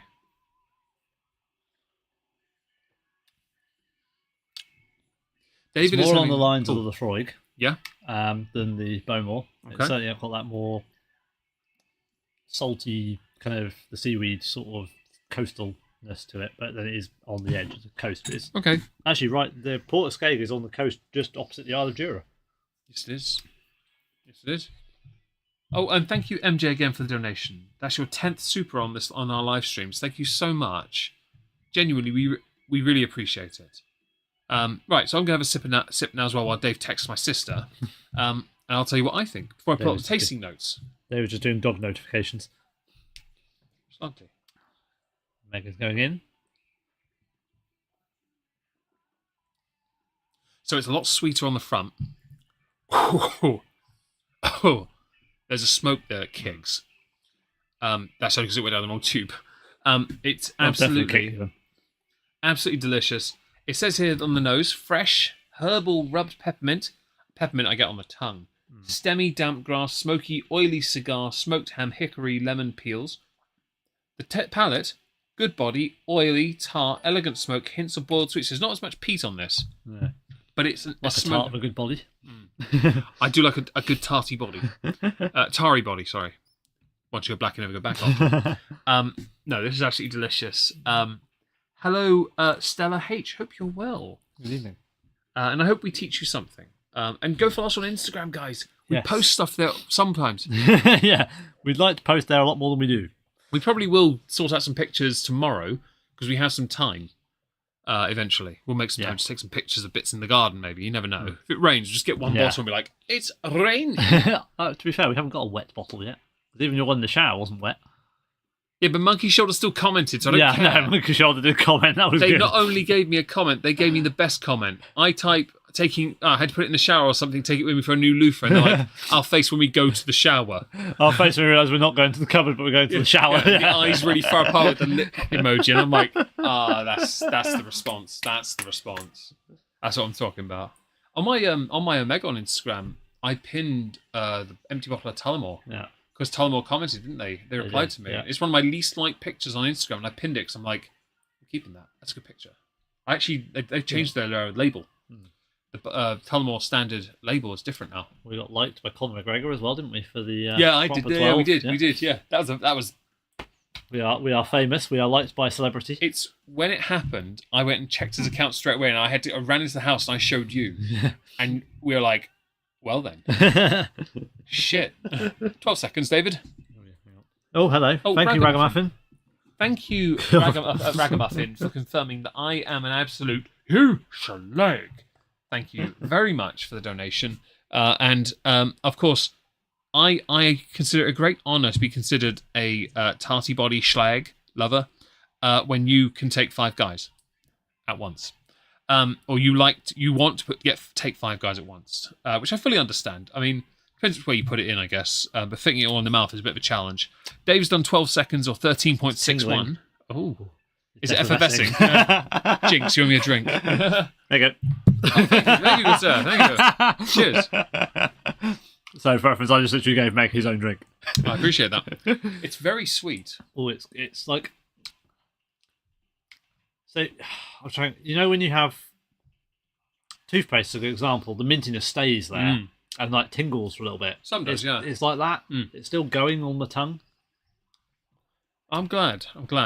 I think a long finish. I'm really annoyed that I still can't quite do the time on this. I should point out, many of the on Wednesday podcast finishes, a few of those don't have age statements at all. We intentionally chose these ones because of the age statements as well. Because I think that AIDS. Everyone's got AIDS. AIDS in the enhancing of flavour. I know some people like to add water. This is a 43% whiskey, which is others two are 40. Yeah, they are. Yeah. Bowmore and Lefroygar. I've already read those to confirm it. We were going to do it in order of age statement or in order of ABV, but we realised they're all over the place. Yeah. Because we're nearly in ABV order. Yeah, Bunnahaven's the one that swerves it. Far out. Bunnahaven's the one that screws it up. Because the age statement we're nowhere near because the Skeg's in the wrong place. Yeah. But we didn't want to do it out of place because I don't want to start on a strong. You know, yes, Jake. And if I know you are part of the Discord, do join us tomorrow evening where we will be embarking on our journey to Israel. We will be having a nice hearty measure of the single strongest whiskey we have. And by the way, Dave and I have both sniffed it. Both Dave and I subjected it to a single finger taste. Where you put a tiny drop of it on your finger and insert it into mouth. And I inserted into mouth and went, oh no. And I inserted into mouth and went, oh. Yeah, Dave has to do stuff on Monday, so it should be interesting. Yes. Meg does too, but for a completely different reason. Meg's full-time working. Dave's on holiday, but he has stuff to do on Monday. But I realised upon tasting that, I was like, I want a double, but it'll be the only thing I can drink. There'll be no hot chocolate. Is it going to be milk and honey or blood and honey? It's very red. It is very red, isn't it? Just to be clear here, that milk and honey Israeli whiskey is 1.5% higher than the strongest we've ever had. Yeah, and I think... Which was a Nandale Man of Swords. Didn't we work out it was the strongest of everything we've got? The strongest I've got nearest that is Old Pulteney Single Cask Whiskey Shop Exclusive at 64.2, and Dave has a Bruichladdich sample at 63. Yeah. 63.7. We had nothing near it, and I saw it. It was a stream goal, and we hit it. I bought it straight away. I proved I bought it. I can't remember if that was the one I looked at on my Christmas list. Or you if it was the told me Weaker about one. it. The reason I chose it is because you told me about it. It was that one I had on my Christmas list, wasn't it? You told me about it, so I put it on my list because I saw it and thought, I want something really different. Age doesn't define... Very true, Ardbeg Wee Beastie. Yes, I want to. Sainsbury's had it, but they now don't sell Wee Beastie. They only sell the 10. Yeah. And I wanted the Wee Beastie because I've heard that's really good for barbecues as well. And I was like, I like barbecues. I'm not here for the next barbecue. But I like barbecues. In fact, I'm the only nutter who on a gas stove poured very, very strong whiskey onto steaks and went... When he says gas stove, he means a lit gas barbecue. Yes. And he legitimately went, I'm going to pour whiskey on it. Splash. Dave is... Fire. Dave is... you have Salt Bay, you have Dave Bay, and then you have Whiskey Bay.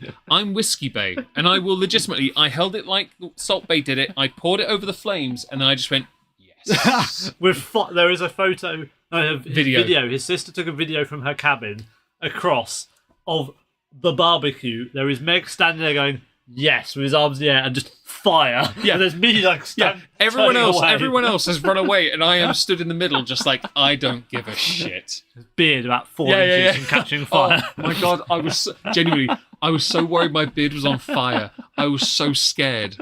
I was like, I can't afford to lose this. It's my moneymaker. It's all I've got. It was almost flambe, but just on a barbecue. I got the meat though, so it's fine. It went up well. What was it? What was that? Was it Octomore? Was it no, we didn't do Octomore. I think it had to be the Freud. I don't think it had to be a reasonable I think it was ABV. Select or something, maybe. I don't think we risked Octomore. I don't know. It had to be something with a reasonable ABV. It wasn't fire, was it? I wouldn't have let you do that. No, it's too expensive. What do you mean me? You did it. Yeah, I wouldn't have done it with that. No, it would have been something. Maybe it was the Was Freud. it black? No, it wouldn't. Have been. It was the Freud. Probably Screw it. It was the Freud. It's fine. I remember again. Yes, because I think you've seen the video. Yeah. Do you add water? Why do you add water? So some people do it. They add. Use ice. In fact, because it helps unlock flavour. And Scott, you are quite right. Scott's Dragon, sorry. Age does not define whiskey. It's why some of my favourites have no age statement. Yeah. Because it's the flavour profile instead. instead. Like Nuka from the barrel or something. That's really strong. Yeah. And there's no age statement. That's 50-something%, and that's very good whiskey. Tavernaville in Spanish Grenache. Yeah. Yeah. Dalmore cigar malt. So you didn't say Portwood there, Dave. No, we said good whiskey. That's true. Or even I was looking at my Macallan Night on Earth in Scotland because that's got a nice shortbread flavour to it. You know. Yes, as confirmed by dipping a shortbread in it. Yeah, you wish you had done that. I don't. We have a bunch of non-age statements between us that are really nice. Norfolk Popcorn, which is more like a bourbon, if anything. Yeah. There's some nice English whiskies out there. We probably should tally up at some point the number of age statement and non-age statement we've got. I'd rather not do a list because then it'll make if that list was made public, it would show rather damning thing about how many bottles there are. I have a list. I know you do, but I'm not autistic enough. No, but mine. I have a few Japanese whiskies like Akashi, Taguchi, Tokinoka. They're all non-age statement. There are obviously American ones as well that are quite nice. No age statement. I know they're not really whiskey, but they do like to try and think they are, and I think it's cute, so we should include them for a laugh. But I will admit, one of my best whiskies is an age statement, and it's not even the oldest. It's 15 years old, and I'm sorry if you're Scottish, it's English. Yeah. Sorry. But to be fair, as we've recently found out, English whiskey is the best Scotch whiskey in the world. English whiskey is the best Scotch whiskey in the world. Do you want to explain that first? Because otherwise they're going to think we're shitting on them, and we're not. So legitimately, this is not just us being high and mighty, although we are, because we can be. The English Whiskey Company, formerly known as the English St George's Distillery, has been around for about 15 or so years in Norfolk, which is, we've been there. It's not far from Norwich, where I live. And their sherry cask finish standard whiskey, which is about 60 quid, at recent set of World Whiskey Awards, was voted as the world's best whiskey, the world's best single malt. And it's English. We should also point out in a separate. They had to select a Scottish one. Yeah, there was a separate poll, a separate one done. Glenmorangie Phoenix was actually the best one. It's a 35, and I want that bottle. I really do. I like Glenmorangie Elgin. We've got some samples for VC. Elgin Classics, really nice. If it's how you pronounce it. If not, and yes, Scott's Dragon. If you would like to fund that, please do so, and we will happily oblige. Otherwise, But the reason we haven't, and it's really irritating, is that I live in Kent. And this is where we are. We're in Kent. We're near Dover. We are literally the complete opposite end of the country and another country. Yeah. I'm closer to France, unfortunately, and I don't like surrender land beyond their Brenne. Even I'm closer to France than I am to Scotland. Oh, yeah, you're in Norwich. But yeah, we do want to do a distillery thing, don't we? I mean, it'd be great for a vlog even, just to record bits of going to a distillery. In August, we could do something when we do that.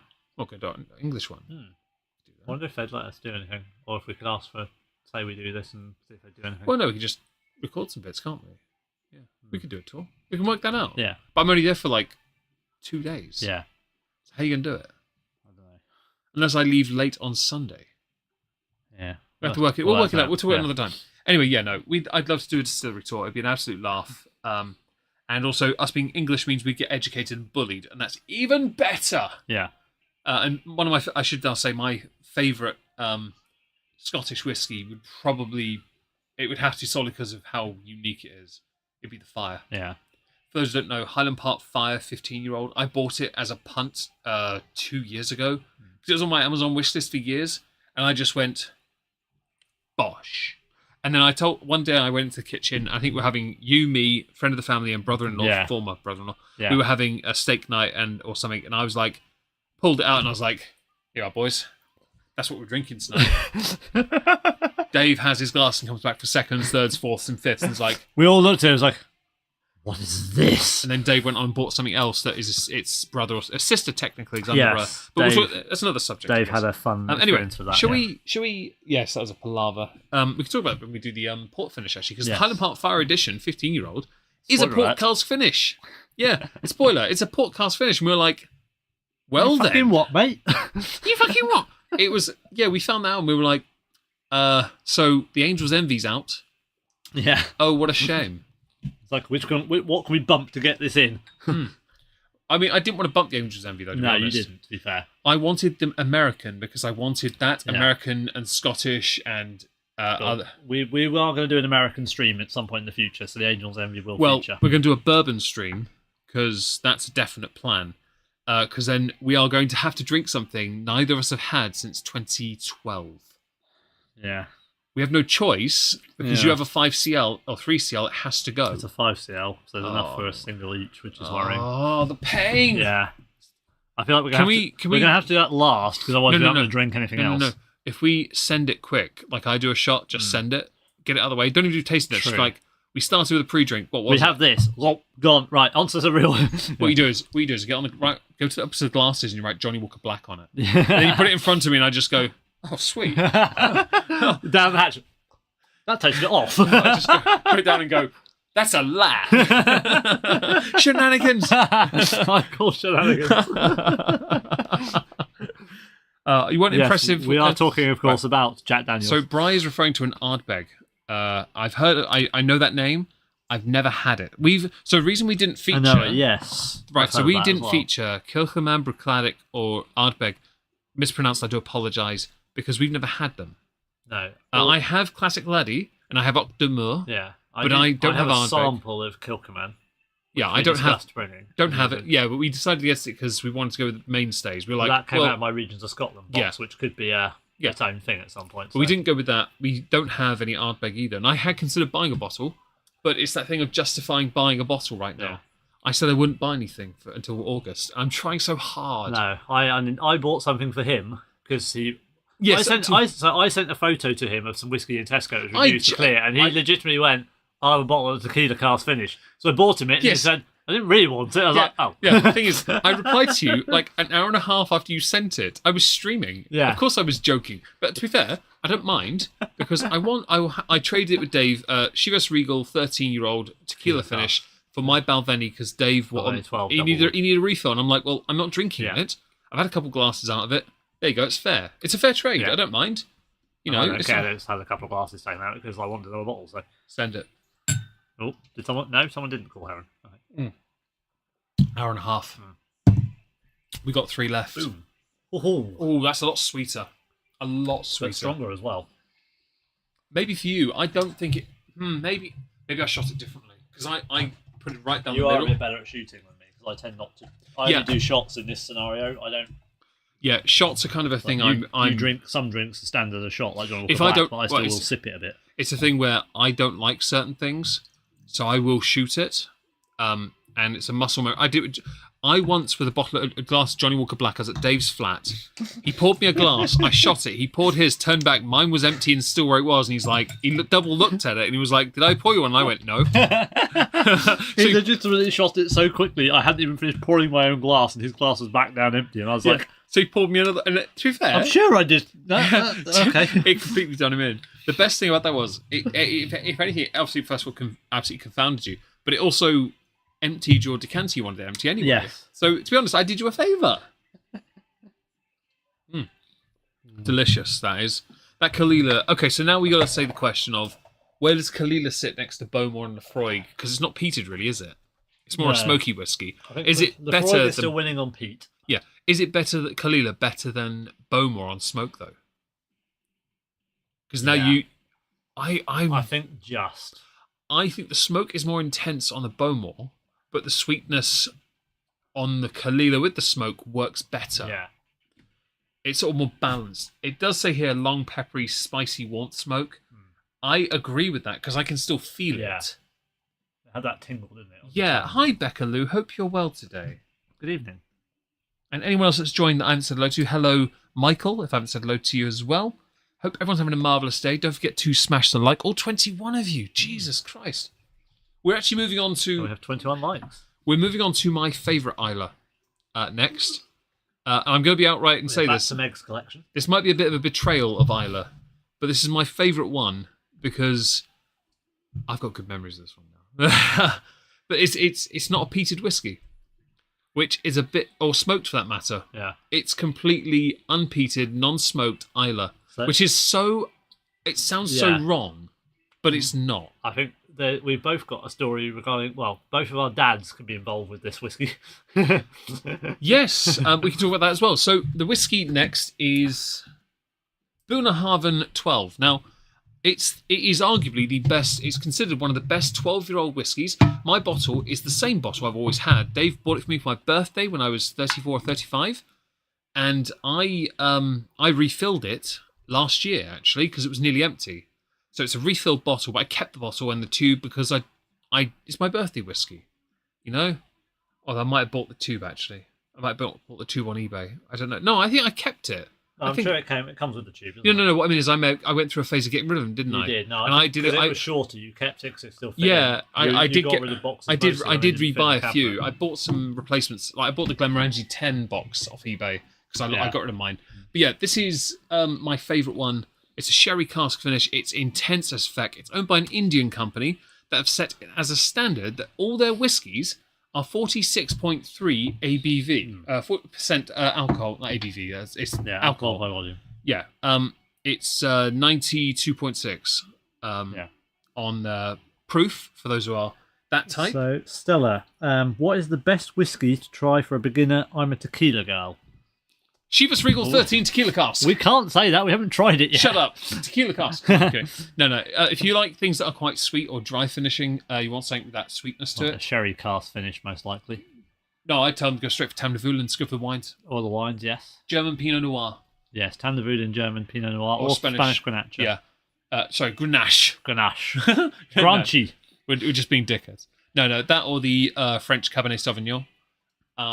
Tam de Vul is very affordable. If you're in America, though, it might not be as available. Go for a Singleton 12. That's got a nice palate to it. If you want something, I mean, I would say now Bunnahabhain 12 because that's really sweet. Yeah, that would work. Maybe obviously the traditional standards. Like I did buy some off eBay. Thank you. Glenmorangie 10 or a Penderyn. It's a daddy whiskey. Yeah, Penderyn's a banger. Madeira, that's a good option actually.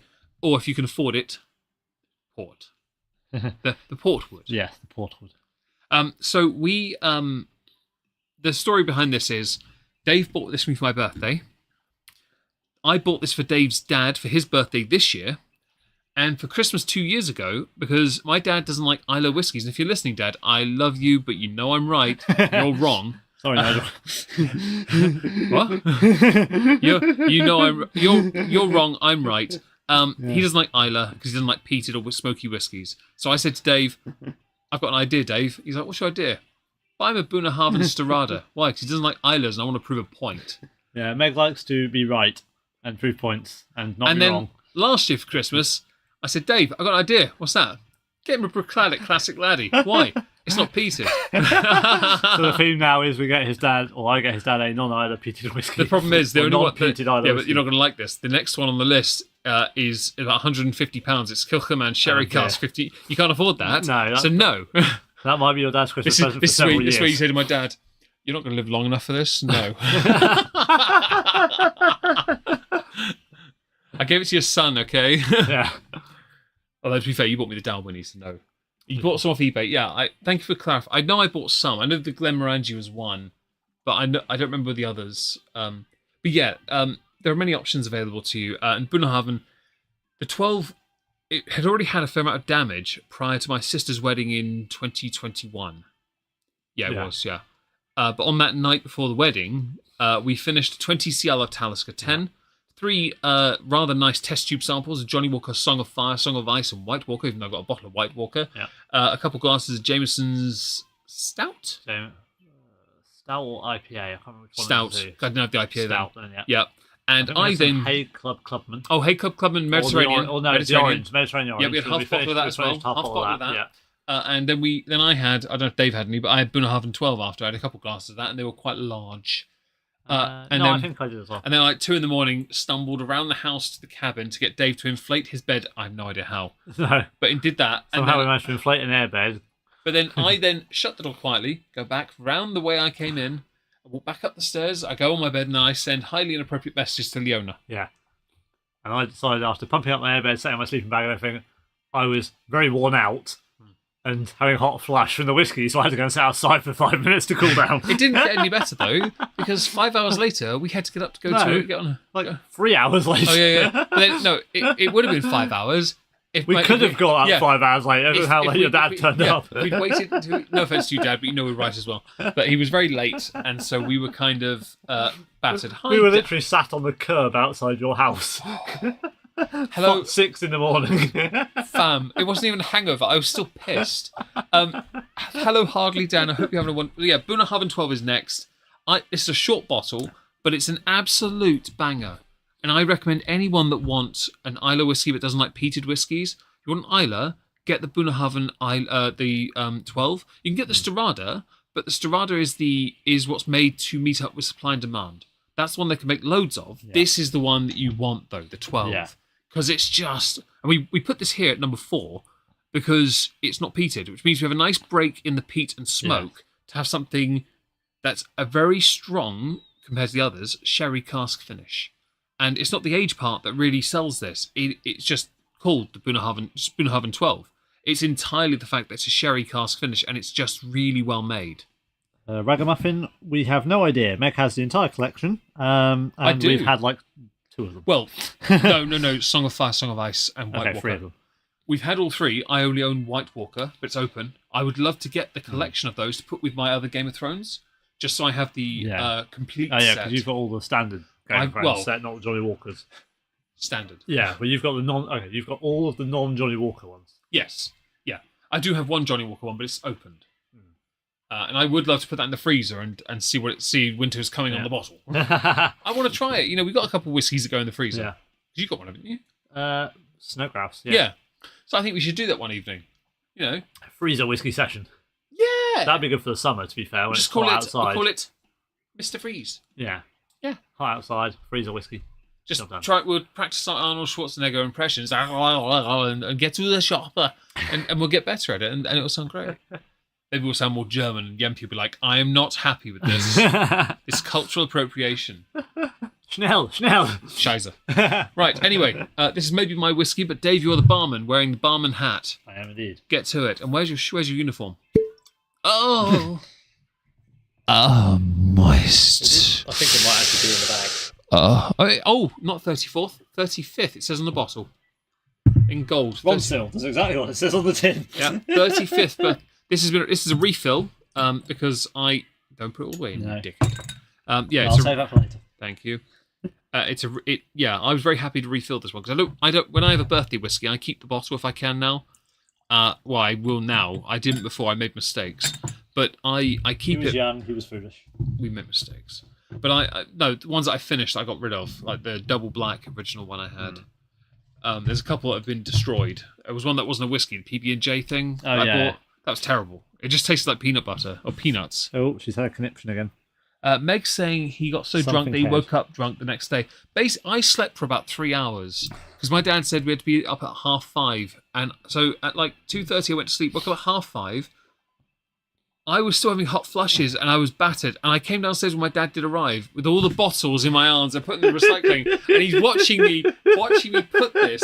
Dave's lifted the lid up somehow, and the bin's already full. Dave has to stand up, walk to the bin, lift the lid up. And I'm holding them in both my arms like I'm hugging them. And I just leaned them into the bin, and it just sat there. A blue bottle, a little bottle, a bunch of test tubes, and a bunch of other things as well. It was a mess. It was brilliant. Everyone looked at us and we were like, what? Thing is, I don't know if they could tell, because we're fairly composed at the best of times, but we were still absolutely battered. Dave went to sleep on the bus. I can't sleep on travel. So the entire time I can't normally. I had to ride it How out. you know I was drunk? I was the only person awake beyond the driver, which was my dad, and he knew I was awake because he was looking at me through the mirror, and I was completely done. We were watching Scrubs for a bit, and I was like, no, I can't do this. You went to sleep, and I sat there looking around the whole time, like I'm stumbling, I'm swerving, and my dad's looking at me, and I'm just like, I feel like an absolute prick. I can't sleep, and I wish I could. I wanted to, I needed to. But yeah. Oh, hello. Yes, Putting on the Ritz. Good tune.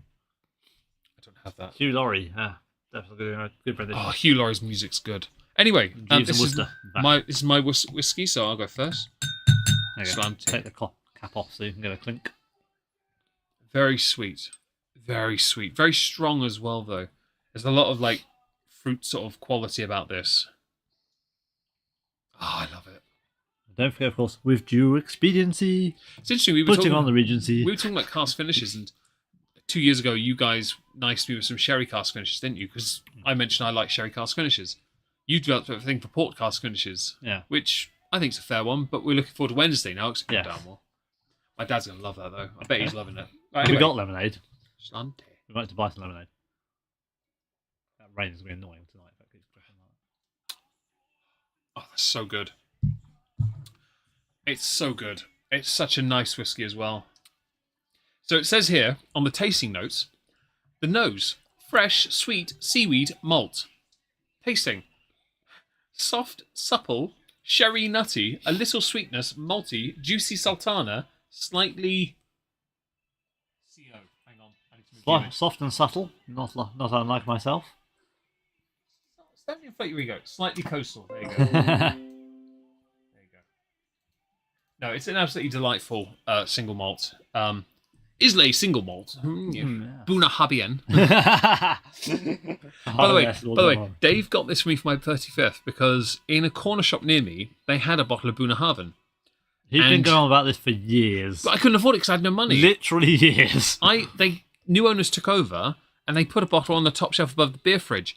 And it's at like that point, place to put it. Before the fan as we found with the antiquary and something else. Well, we don't talk about that. Yeah, but that's a good whiskey though. Yeah, but yeah, I saw it, and the problem was I was only just beginning out on YouTube. I didn't have the income. I now do have a better, obviously. Hello, secondhand. Hope you're well. I got given the house. Oh, the Royal Lochnagar. Nice. So I've never opened it, but I have all 9 bottles. Meant to be one of the good, one of the most expensive. Ones, isn't it?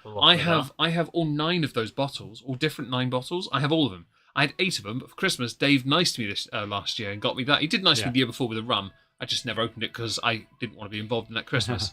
But yeah, I've got. He gave me a really nice. He gave me completed my collection basically, which was lovely of him, of course, and we'll kiss later about it. But but yeah, I have all 9 of those bottles. It's my pride, like collection thing. Dave's got his Hibiki 12. I've got the Game of Thrones set. We both have. He has a singleton collection of Diageos. Yeah. I had the Taliskers, which actually we traded one over. Yes, we did. And then he went and bought another one anyway. I found it on Goffer that was too good to say no. Yeah, I get you. I mean, we've got a few. I was less frugal. Yeah, we both have a connoisseur's choice. I have a couple others. I've got a Mortlack. He's got a Mortlack. I've got Old Pulteney single cask. He does not. He has royal family stuff because he's a fascist.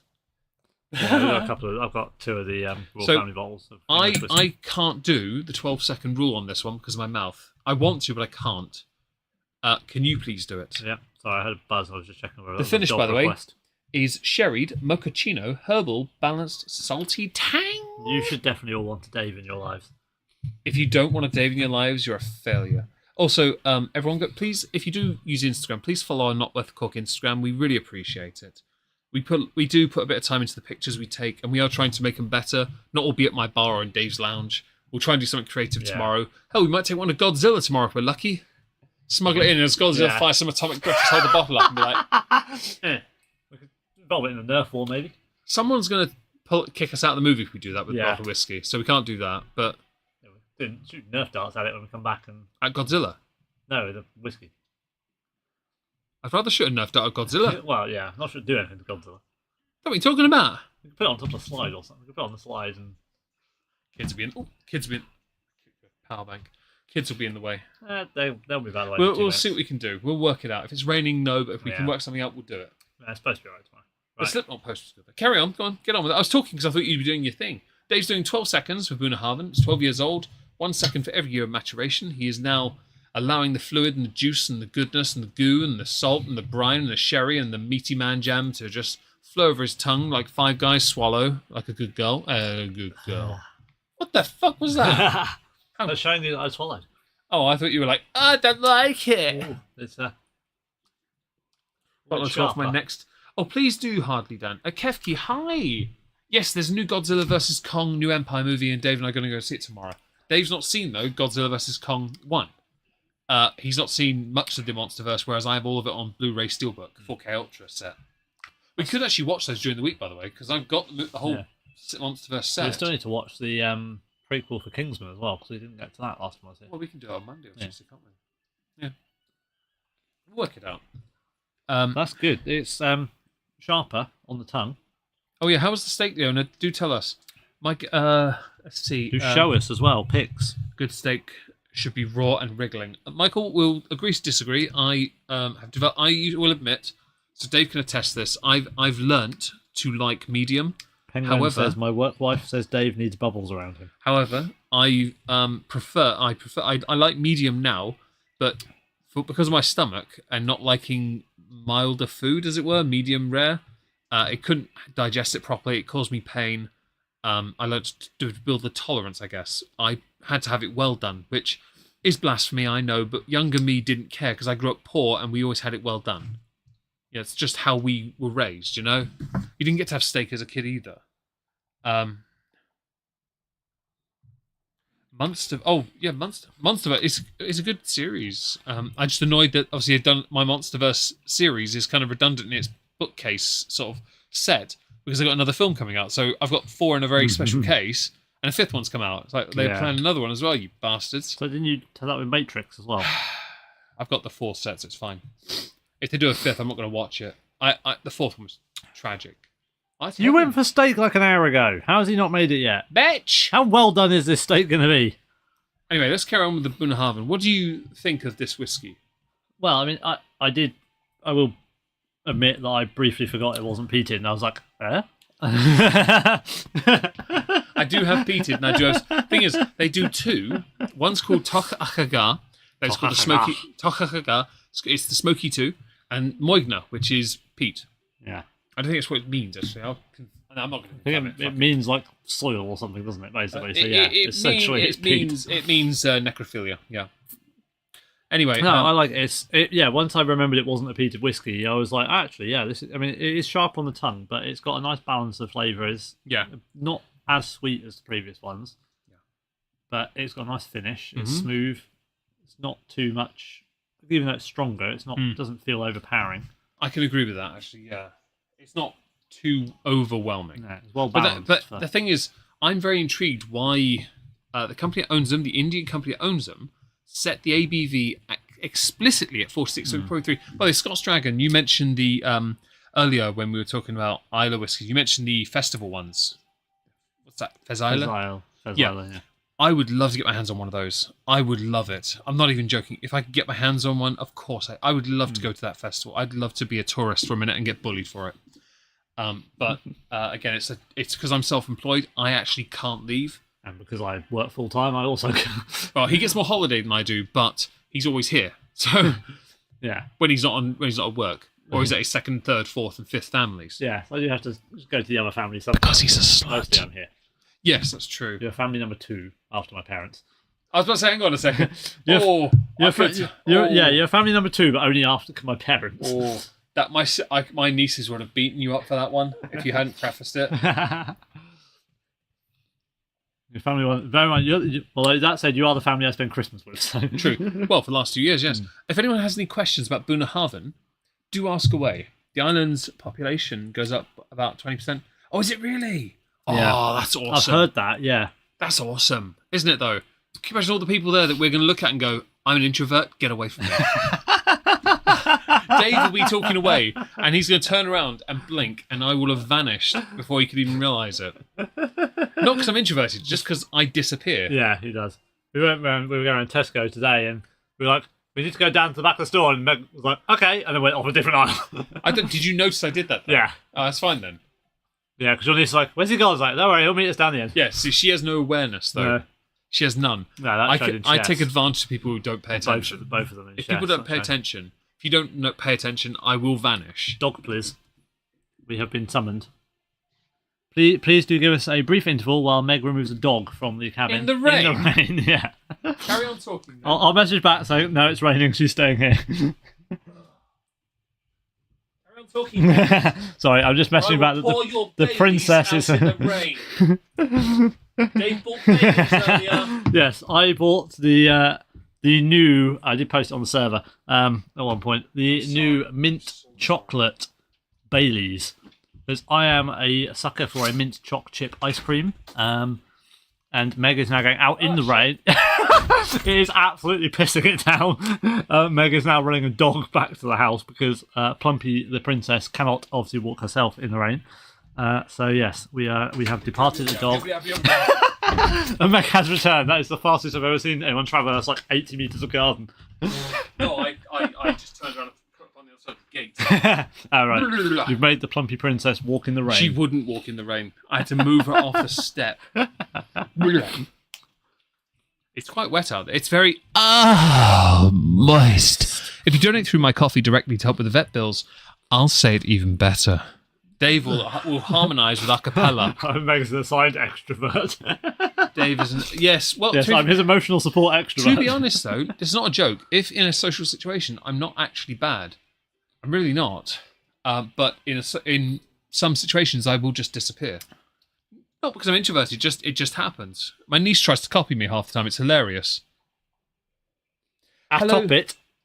Or Gabara. Oh, you mentioned the Godzilla movies. Ghidorah. Ghidorah's completely dead, though, sadly. He can't be brought back. Atomized by Godzilla. Anyway, I'm going to keep drinking my Buddha. That's pepperoni, because unfortunately she has been summoned, and we must obey the sister, because reasons. I have no fucking clue. Dogs must go to bed. I will admit, I'm taking my time more with this than I have the others, even though you've nearly finished, because I really like this. Yes, but I have the problem of I have Dave sips. Yes, whereas I want to do Meg sips with this, because I love this whiskey. I think it's possibly the best 12-year-old whiskey out there. And it might be one of the best sherry cask finishes. I can't think of one that competes at 12 years old. I had to say that because I've got a 15 that blows that one to ballpark. Out, just completely knocks it apart. Dave's going to his list, aren't you? Don't you fucking dare. Don't, because you haven't got an open bottle. That's not a fair comparison. No, but I have had some. But it doesn't compare. You can't compare the two. Okay, well, I have had Hibiki 12. I'm looking at the Japanese whiskies I own that are 12 years old. I'm sorry, but I'm not. I haven't had though. I've had the 12 Hibiki, but I had a barely dribble. I don't think you can compare it to the one I'm mentioning. But 12-year-old wise, no. No, I'm trying to see if they're sherry. If they've got a yes, sherry Penguin, finish. all the grift because this show needs all your hard-earned money for no reason really. Actually, we just want it. From a sippy cup. Oh, whiskey from a sippy cup is the best kind of whiskey. I do actually have a sippy cup of some kind. It's a Mr. Men McDonald's Happy Meal thing. It's a cup in my office, actually. It's not for whiskey, just to be clear. It's just something I have. Get wrecked. Find a better 12-year-old sherry cask finish. Or better 12, in fact. Think of a 12-year-old that's better than that. Better as in the versatility range. Because I could say, Santa's not, is it? What about Johnny Walker Black? I mean, yes, if I ever stopped long enough. If I had the look, Johnny Walker Black is 12. I'm looking at it right now. It is, isn't it? Yeah. You might have thought it was 10, didn't you? Yeah. Yeah. See, I got that. That's why I realised you made the mistake. Yeah, it's my bad, because green is 15. Yep. It was. But if I had... The new one isn't always labelled. If I had the Lowland, Johnny Walker Origin Lowland, of course, I'd change the discussion. However, that's so rare, this has to... Bunnahabhain 12 has to win. I consider... What would you consider? If Bunnahabhain 12 is not on the table, what do you think is the best 12-year-old readily available whiskey? The only one I think comes near to it might be for you, Glenlivet. Or my Singleton. The Livet 12 is absolutely solid whiskey. Very much so, yes, absolutely. Tullamore not bad for Irish entry. The Kalila 12 is good, but it's not as... Different type. You can't compare because it's not peated or smoky. I mean, I do like the Lasanta, which is a 12-year-old. Do you take cats as payment? Yes, sure, if you can get them through the coffee donation link. Thank you. Dave goes to his list. Oh, God, you autist.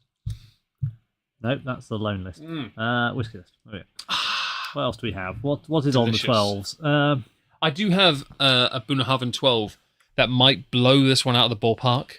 I have the 2022 cask strength Bunnahabhain. It's not as strong as the 2023. It's 56 point something, or 55.8, I think. And I still really want to. I know a 12. Not readily available, shall we say?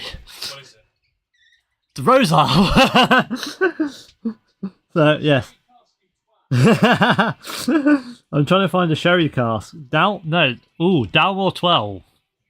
I may have to go and investigate if that's a sherry cask. Because the Dalmore 12 is very good and tastes like Christmas in your mouth. But I'm not 100% if it is a sherry cask or not. So I will have to check. Yes, Oloroso Sherry, Dalmore 12. Bosh, that's what I'm going with. Too expensive. Yeah, I suppose nowadays it is. You might not have heard me then.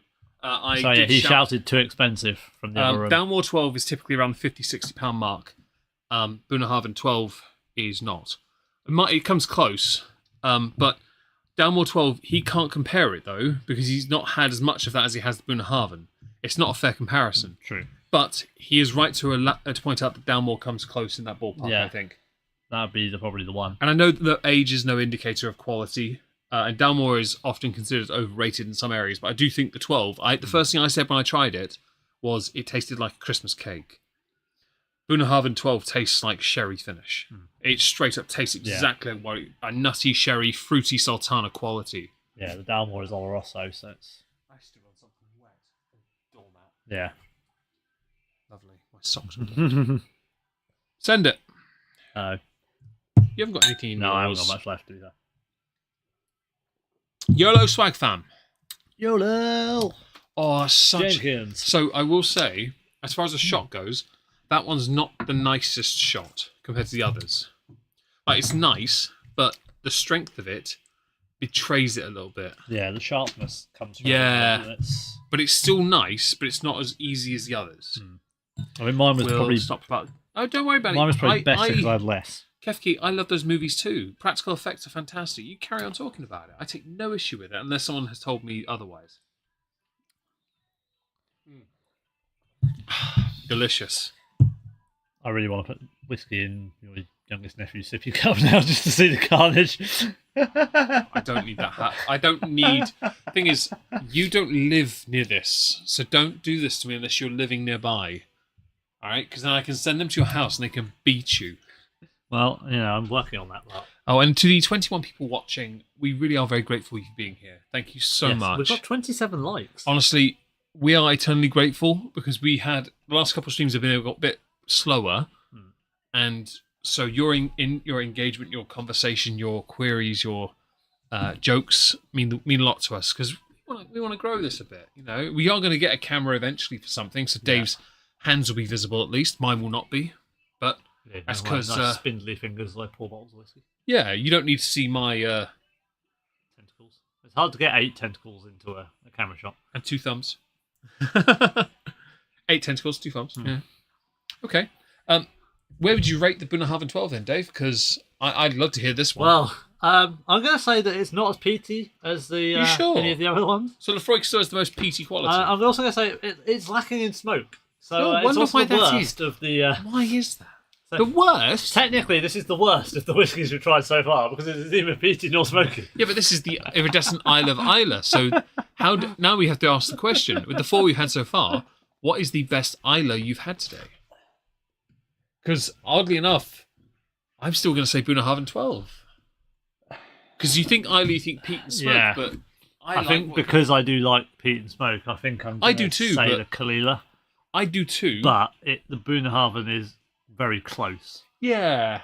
Okay. Well, the penultimate whiskey on the stream tonight is mine. We have a picture on the screen now of 2 bottles I own.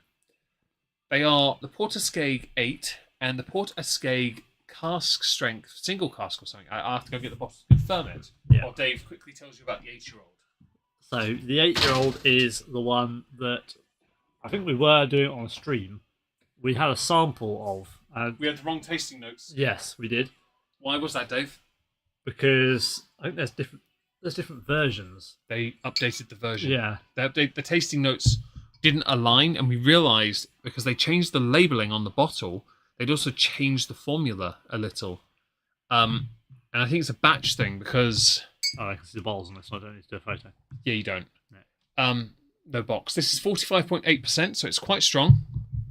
But yeah, we were sitting there, and we both tried this sample, and we both looked at each other and went, oh... We both bought... Well. I moved money from PayPal to do this. Dave immediately Bosch. 10 minutes later, Bosch. Yes. Both gift sets, both arrived. He got my box because mine it arrived was only late. like a tenner more to have the gift set with the two glasses, two glasses. wasn't it? Well, I've got like 6 nosing glasses. I don't need any more. Capitas I want, but not those. And the smoker thing. In January, when I went to Dave's, on the day I got my January pay and madness we did ensued. a madness at a whiskey shop. Picture is somewhere. It's on the Discord, if not It's on the Instagram. I think it's on the Instagram as well, yeah. Oh, God. I remember putting it on Facebook, and I put it on Facebook, and Trups replied, "Oh dear God, what have you done?" Like Trups straight up went, "What have you done?" He even said that to me. But yeah, you got the in January. The first shop we went to was no, we didn't put it on the Instagram actually. Okay, that's good. Well, no, we did put a picture of something. We put a picture of the most expensive ones on there. Well, 2 of them. And the fancy popcorn. Not your Kalila, sadly. But no, well, that's a good picture, though. So in one of the shops, not the whiskey shop, I found first batch, Porterskeg, cask strength, small batch, first batch from 2023. It is first filled toasted bourbon barrels for 25% of its maturation, 75% refill American oak hogshead. Not opened because I'm not going to open this.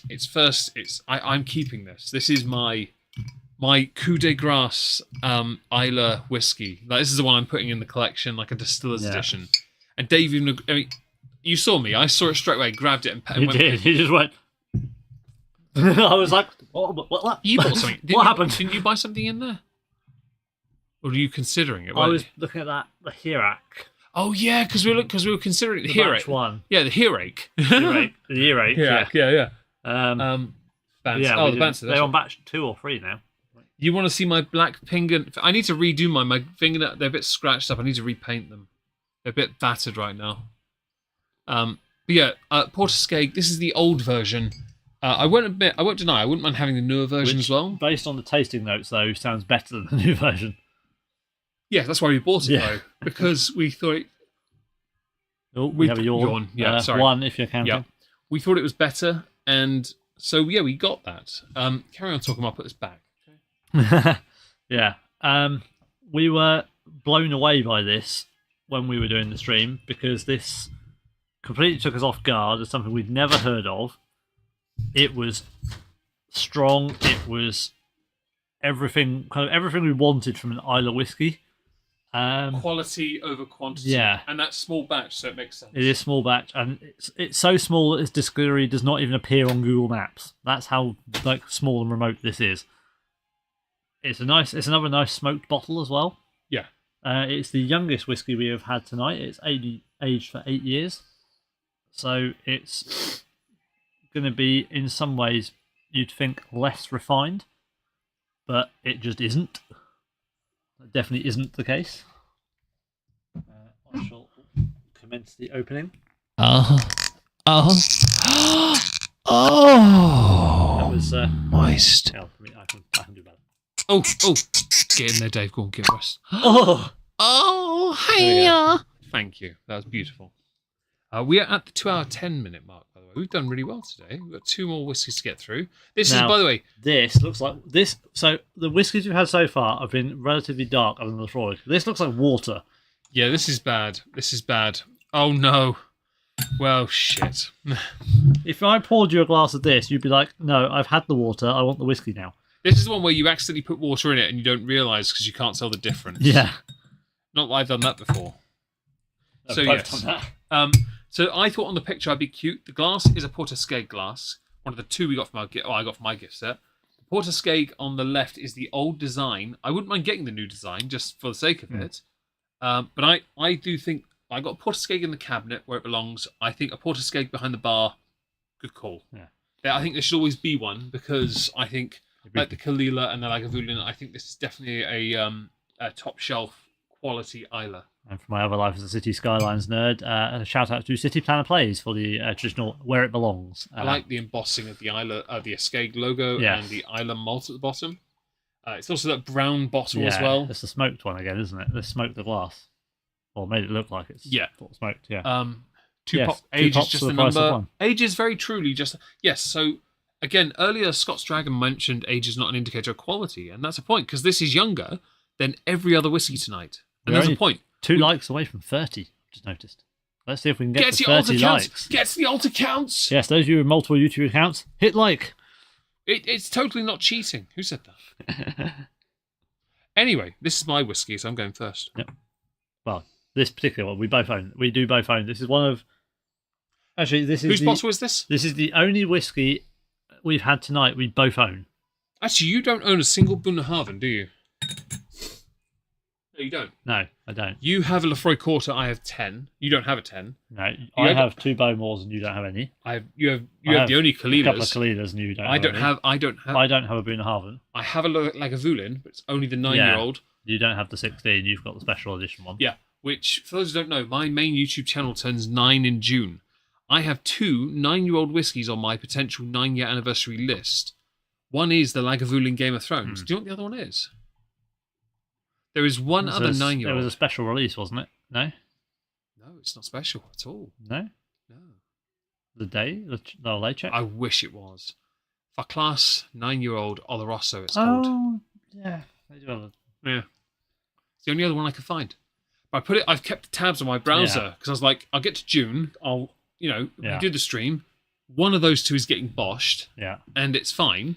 Because then Dave and I do a Discord VC where we open either a very collectible whiskey that we shouldn't bosh, which I'm okay with. We should bosh, but shouldn't open. We shouldn't, but it's going to be because it's the rules. Yeah. I don't make them. That's it is written. That's it is law. Exactly. Well, see, he said it. There we go. It's fun. Yes, I'm gonna have a little sniff of my whiskey here. It's very light. It's welcoming. The good smoke. It's not too intense on the smoke. No. So I have a smoky whiskey. Married with a bit of sort of sweetness to it. I have a peated whiskey that would blow every single one of these out of the ballpark and would hurt us at the same time.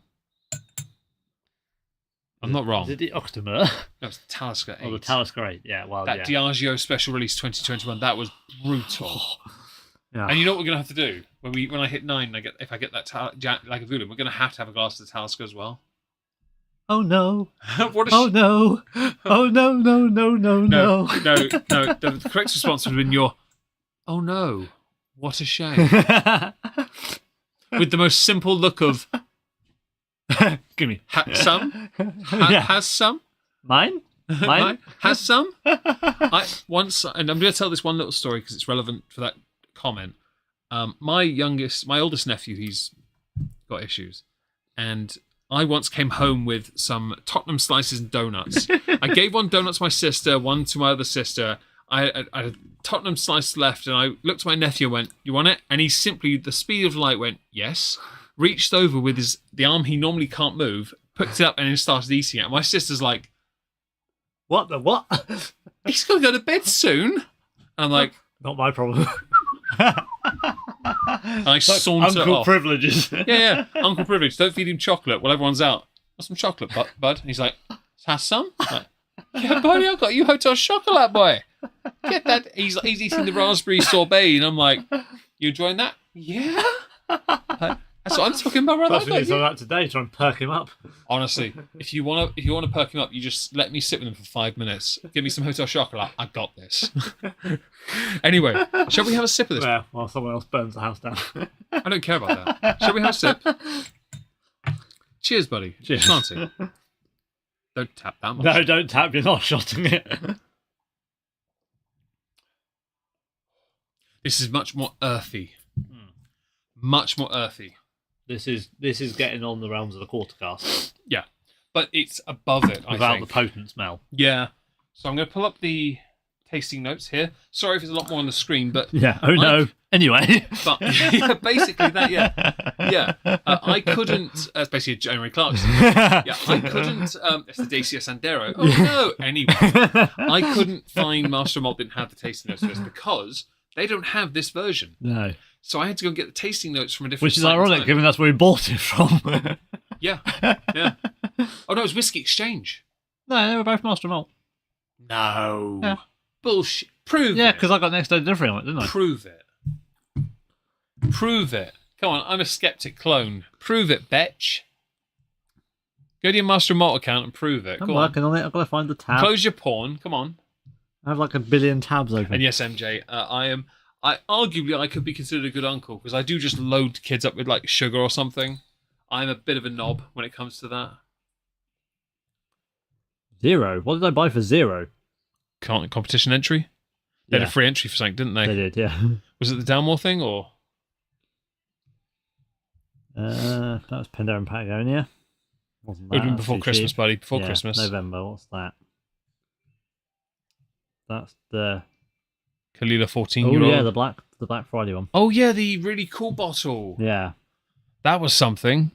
that's the seaweed. Oh yeah, I remember that. That was before Christmas. Dave's actually looking at his Master Malt, by the way. $49.90. I think that's it. There we go. Port of Skeg. $49.90. Port of Skeg.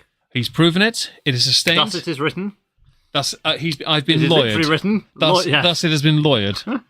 So, the tasting notes on this. The Trust nose. me, I'm a doctor. Shut up. You're best. You might be a Doctor Thugonomics if you have a bit more wit. Word So life. on nose it says big bold Islay. There is a peaty earthiness, bits of salty seaweed with hints of smoke and a fruity sweetness. Fresh and clean without the medicinal notes from a Lafroig or Ardbeg. Bits of vanilla and sweetness. So would you like to go to your nose and your rather large one and tell me what you... I said give it a good go. Make sure your nose... I went to my nose. Do It's still you there. need some pipe cleaners for your nostrils? Possibly, yeah. Really drain your sinuses. No, you need to be quite flexible to get us this one. This is the bend with the brake. That's not good. I don't like... Nah, it makes me cringe. Get a whiff and tell me what you think. Even kids... I hope my nephews and nieces grow up with good memories. It's weaker on the smoke on the nose, but there's more elements to it. There is a sweetness. There's like a grassiness to it. Yeah. That's a cleanness, but not medicinal. Yeah. So, palate... Oh my word. Not a joke. Soft ash mixed Oh my with... word! Oh That my wasn't Scottish. word. Oh my word.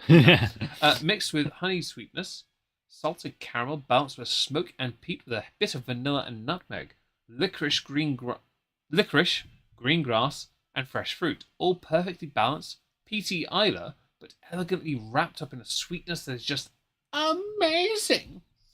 None of the fishy They definitely medicinal should have notes, made just a balls. unique earthy deliciousness.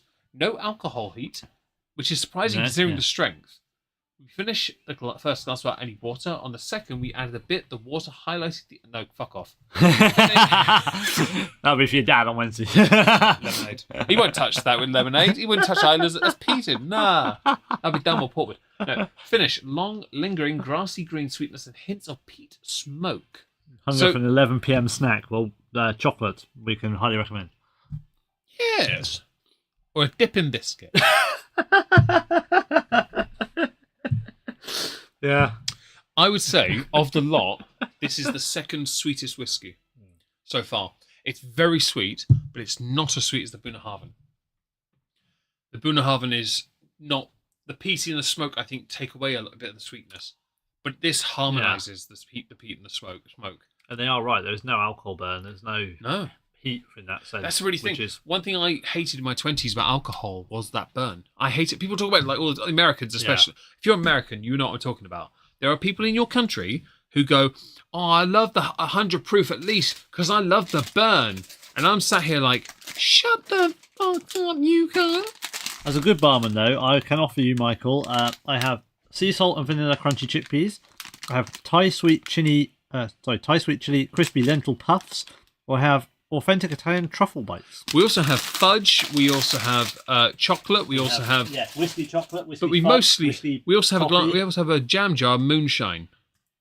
Whiskey fudge. Oh no, you don't have my fuck class. You can fuck class right off. I'll have to get groused.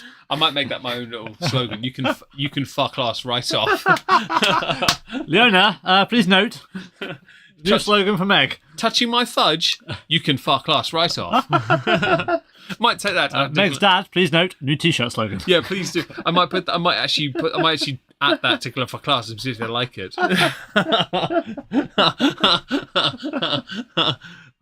12 seconds, Dave. No, 8. Sorry, 8. 8. Yeah, it's a bit easier this one. This is, what really sucks about this is that it's one away from the best number in the world.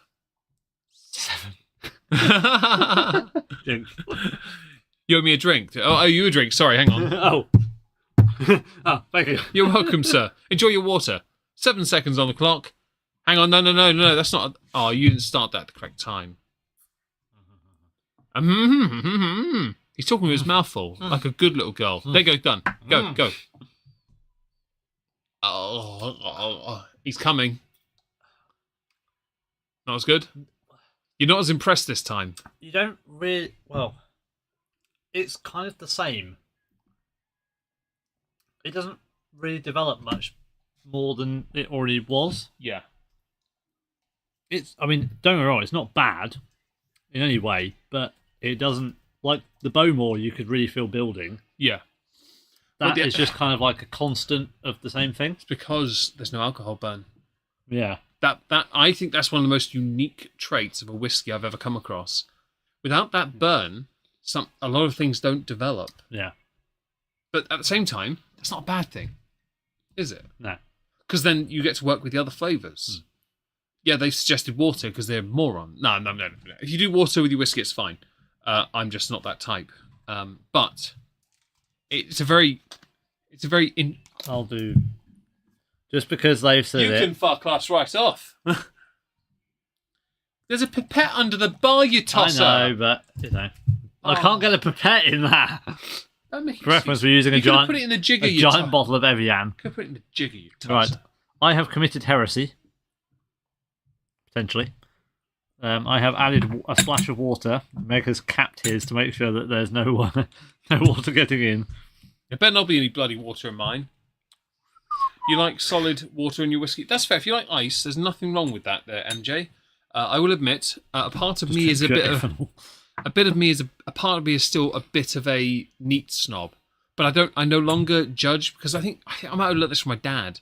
Because he likes to do old fashions. He likes, I think he's had a few whiskey sours. He likes old fashions. He likes lemonade. And I'm just like, you know what? I'm at this stage where I don't really mind what you do. But part of me is judging, but I'm judging quietly. Mistakes were made. You've ruined it, haven't you? Yeah, that smells good. Get rid of it. You know what to do? Send it. So I'll help you. Hang on. I'll help. Ready? Slanty. Yellow swag fan. Yellow. Yeah, that water doesn't help it. Well, it mellows it slightly, but it takes everything away. That was the worst shot I've ever had. I can imagine, because that wasn't good with water in either. No, that's not a whiskey for shooting. No, that is a straight up sipping, drinking whiskey. That's not a shot. In fact, I felt that my body almost like not gag, but Nope. It rejected. What are you doing? It rejected the notion of the shot. Porterskeg is a fantastic Islay, but that is not a shooting whiskey. Where does it sit though, Dave? With the 5 so far? Well, it's certainly. I'm going to say it's better than the Brunehaven on smoke and peat. What about the others? It's not as again. The Freud has the most peaty quality. I think the Freud is still winning on peat. Annoyingly, it's going to win on peat. I think it is going to win on peat. Yeah, and that's only the 10. Imagine if we had the quarter cask. The only other thing I have that might come close, we might be able to do something else as a off the cuff. We're going off piste here. Meg's going for the cabinet. I mean, yeah. I have something, but I'm going to save it to the end. Okay. It's definitely. We'll see how we feel. I would say it's not as peaty as the Lefroy. The smoke is there. It's not as sweet as most of the others. We have an announcement to make, everyone. The owner is going for her steak. So donate now through coffee or through the super chats, and when she gets back, we will go right up with M words. Yes, we will make that steak come right back. Meg being pedantic. It's not necessarily about being pedantic. In this instance, it's not necessarily that. Because in this discourse, it sort of works contextually. Because we corrected each other a few times. It works because it was right to point it out. Whatever I pointed out. Yeah. Anyway, water, David. Although you've already technically done it. I've done slightly watered already. Yeah. You should have used a pipette, shouldn't you? How was it? I will say, the shot I got an ad. The shot I did felt more like alcohol burn. Because I had more in my glass. Yeah. That's better. Let's get rid of the burn now. Hello, Elena. Hope you're well. And no, you're not at the end. We have 2 potential whiskies left. 1 guarantee, 1 we might do. Because I don't feel that bad right now. Do you? No. It's really weird, isn't it? Because I was worried about this one. Yeah, this is the one that's... This is the one I was like... The recent streams we've done where we could have been like, ooh, well... I know one that is going to royally screw us up. And now I think I know 2. Talisker and Boonhaven. Well, Talisker, yes. Boonhaven's 45.8. Boonhaven, especially if we were to include an Uchtema. Boonhaven's not a... Ultracladic, sorry, my bad. No, there is something... saved on that one. You have a point there, but we'll get to it soon, actually. No spoilers. We'd like to tell everyone about the last whiskey. No, because I'm worried what the actual last whiskey is now. Right, so this... You should be. Send help.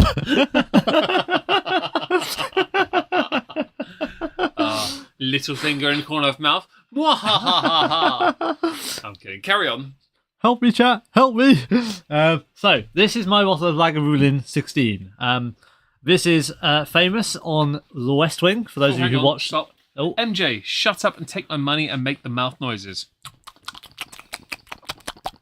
We'll get there, don't you worry, MJ. Oh, Lemonly. Thank you very much, Lemonly, for the generosity tonight, you and everyone else that matter. I'll remember to like that, because obviously that's rude. I haven't seen that come up. Megan was starting to sound like he's getting drunk. I am not, I can promise you. I am. If I was getting drunk, Dave can attest to this, I become a bit more of a fidget.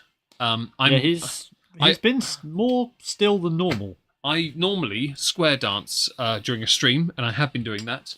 But if I'm getting a bit drunk, I also get a bit more clumsy. Yeah. But because I'm in charge of the stream, I have to be in control. Yeah, because I have no idea what to do if he's too inebriated to do anything. I'll just be hitting buttons and you'll have all sorts of thankfully, the button to end it is that one right there that says stop streaming. Yeah, well, that one I could probably manage. Then you have to go to the YouTube tab and you have to go to YouTube and go to the end live as well. It'd be the numbers for the photos and etc.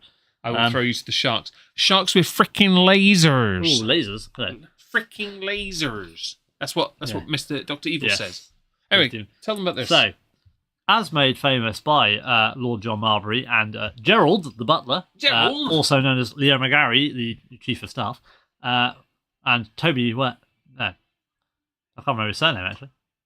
Ziegler. Toby Ziegler, the communications officer, yes. Yeah. The Islay single malt, Lagavulin 16. The bar down the street has some.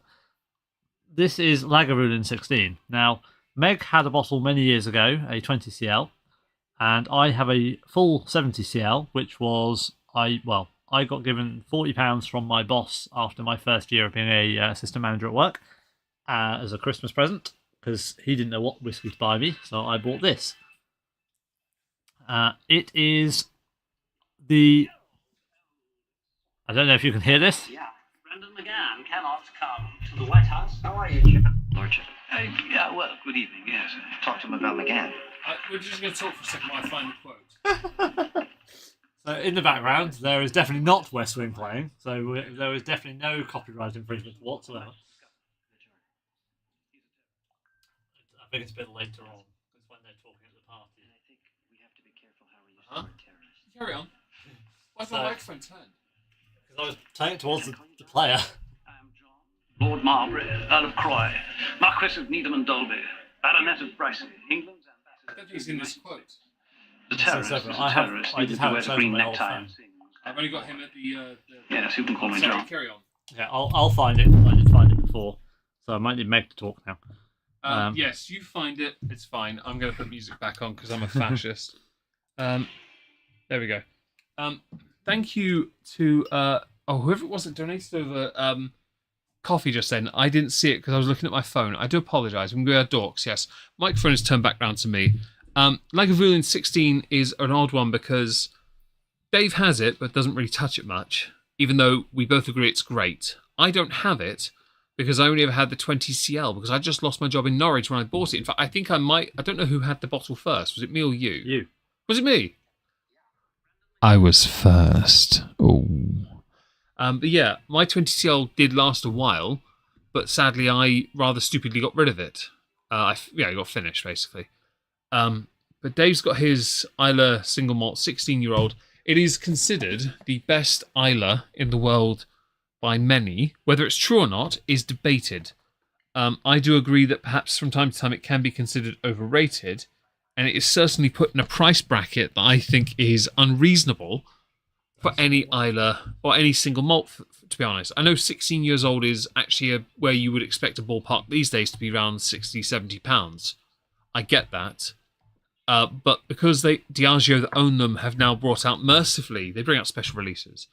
The Fezile stuff as well, and of course Diageo special releases. But they also brought out an 8-year-old because they had to keep up supply and demand because they couldn't make enough. And the 8-year-old's fine, but it's not as good as the 16.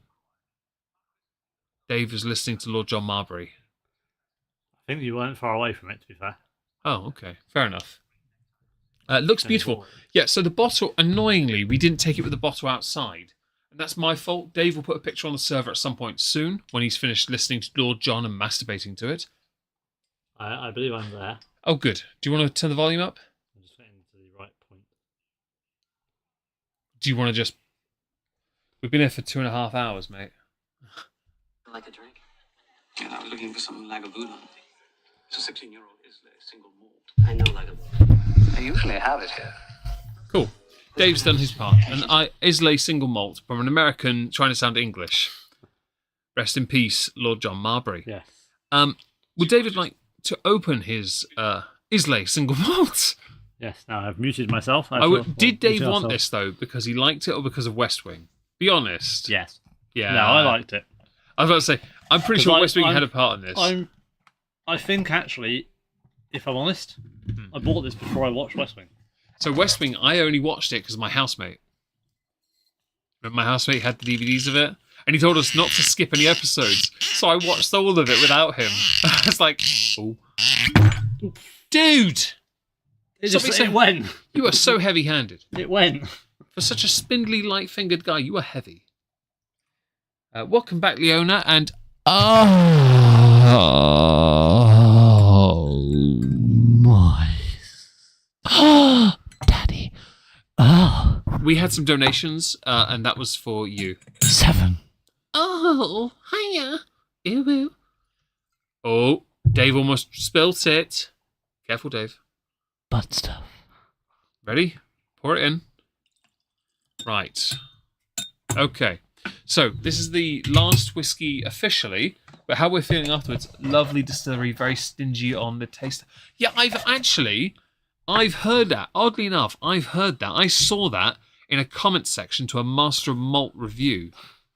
I saw that. Someone said that Lagavulin are one of the worst ones for giving out, drams for anything. There were a few others that mentioned... They don't even make... I don't think they actually make, little sample bottles, do they? But when you get samples, you kind of want samples. Yeah, but because they... Master Malt do them, but... Part of me thinks it's because they aren't able to make enough of the 16. I think that's why. Well, that's why they did the 8, isn't it? Yeah, but... Shit. Yeah, the 8... I mean... It's not bad, but it's shit. Good in a sense, because it's good an if the 16... Lagavulin. It's good if the 16 doesn't exist. You know... no, that's like that's the select of Lefroig. It's just hello, ragamuffin. Wow, ragamuffin. Effort, enjoy, lads. Thank you so much for that. I'm so grateful you would give us that rather than give it to the 5 guys you'd take. Well, Bright. I mean the sausage, the hot dogs, by the way. Fried quarter cask is an absolute banger. And I agree. Is it oak cast? I don't know with Lagavulin. Let's find out. We shall read the box. No. No. Back. Founded reading. for onion. I'm speed reading. Oh, Islay. So the pronunciation is actually there. We could have read that there the whole time. Literally, Islay. Okay, we're fucking morons. Yeah. To be fair, how often do we look at the bottom of the back of a box that only one of us own? I like it mentions other classic malts. Glenkinchie, which I like. Dave doesn't really have.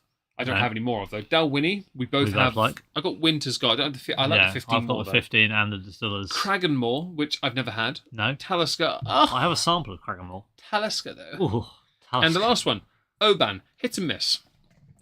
Oban, good.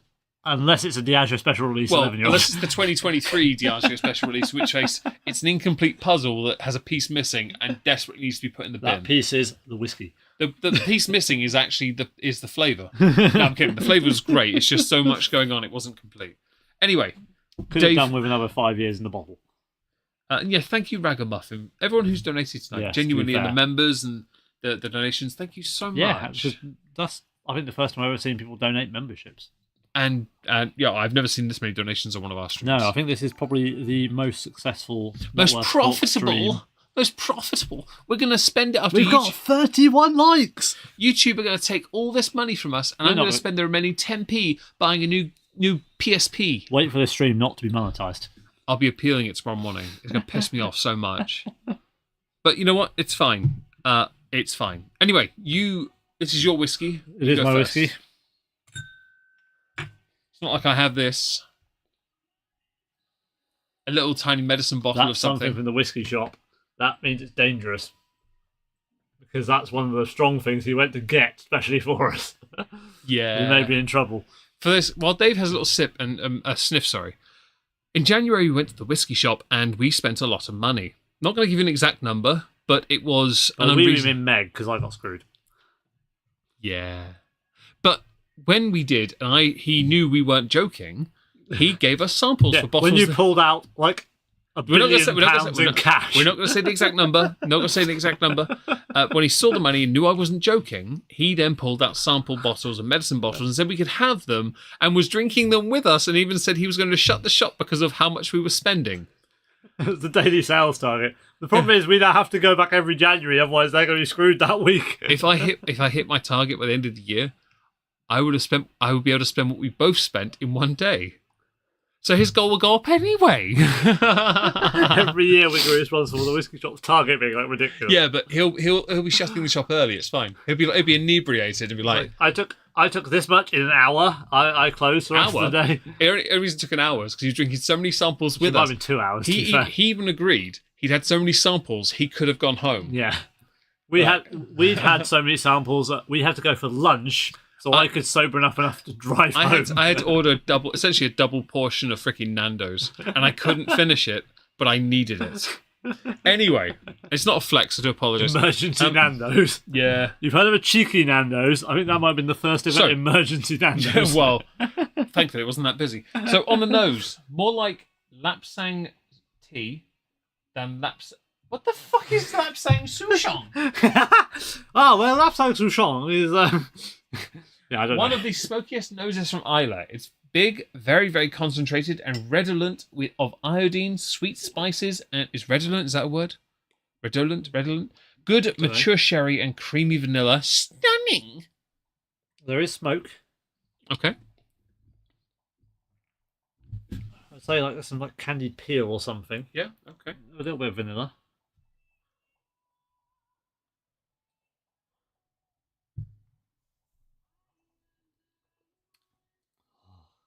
Yeah? The nectar is in me.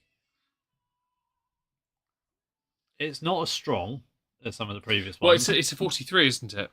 It's not as heavy on the palate. Bunnahabhain's 46 point something, isn't it?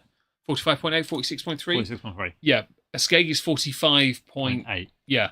This comes down to 43 again. Yeah. So we go up and down, and the up is an instantaneous up in Bunnahabhain. Whiskey shopping with us is definitely an experience. The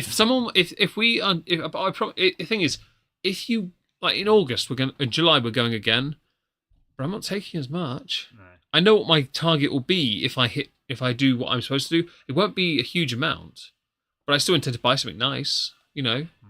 But that January thing was solely because I put cleaning money into a tin for a whole year. I didn't tell anyone. And then I put it into a wooden box, walked into the shop, and Dave didn't know about it until I pulled the box out. No, he walked in a rucksack and pulled a box out of it. And I was like, eh? And then he was like, open it. I was like, ah! Dave even took a picture of the money found on the till. There were like actual 50s in there and everything. 20% off Nando's because of my job. Oh, do you now? Hello. How'd you like to take 5 guys, but those 5 guys are Dave's 5 fingers? What? No. We'll take you to 5 guys. Dave will take you to 5 guys. You can get your 5 guys, and I get my Nando's for 20% off. I was smart. We're looking at some quite expensive whiskies, dropped some serious money. Only then did the offers. Oh, really? Oh, that's fantastic. So it's nice to see what some distilleries are willing to do when they see that people aren't joking. I like that. That's actually really cool, isn't it? Yeah. I like that. I'm going to have a sip, by the way. Yeah, and that's the thing. I think if we see the same guy in the whiskey shop again, he's going to know that we're not messing around. Yeah. And he's just going to be like, okay, what are we here for? I've got you. I've got this upstairs. Well, if I go in July, I'm not spend. I probably will have about £300. Yeah. So I don't intend to go beyond that. I can't. It'll be cash. Well, I mean, that will get you another English 15. £3.25. Okay. Really? I was thinking Redbreast 21. That'd be an interesting one. Yeah. Have we had a Redbreast? No. I was looking at getting a trilogy. 12, 15 and 21. Yeah. Or, is that the trilogy? Yeah. Or just get one bottle of something really nice. Yeah. The cost isn't necessarily the part, because it could be £100, it could be $250. You can get one the 200th anniversary. If they sell them individually, yeah. Yeah, but I'd want to open it. It depends on whether I get a collection piece or not. Or I could get a Lafroig 16. Sweet, 3 nanos. Or I can get a Lafroig 16, Lagavulin 16, and another Mortlach 16. Yeah, could do a 16s. Yeah. The sweet 16 stream with all the 16-year-olds, because we could include the... what did you do when you were 16? Next door. When you were 16, what did you do? God knows. Probably Laser Quest. I had a cousin sleep over and we had to steal a pie for dessert because we had no money. We sat in the dining room with the most depressing cake. I had one slice of it while my stepdad got the majority of my birthday cake. So my cousin and I went and stole a torte. Torte? Yeah. We stole it from the freezer and we ate it while it was still frozen. It was painful, but we didn't have anything. It was the most depressing birthday of my life. When I was 18, we got the cheap Lidl's beers given to me. And they were like, oh, you like this girl down the street? And I'm like, bitch, she's 14, I'm 18. Don't try me. No, I don't like her.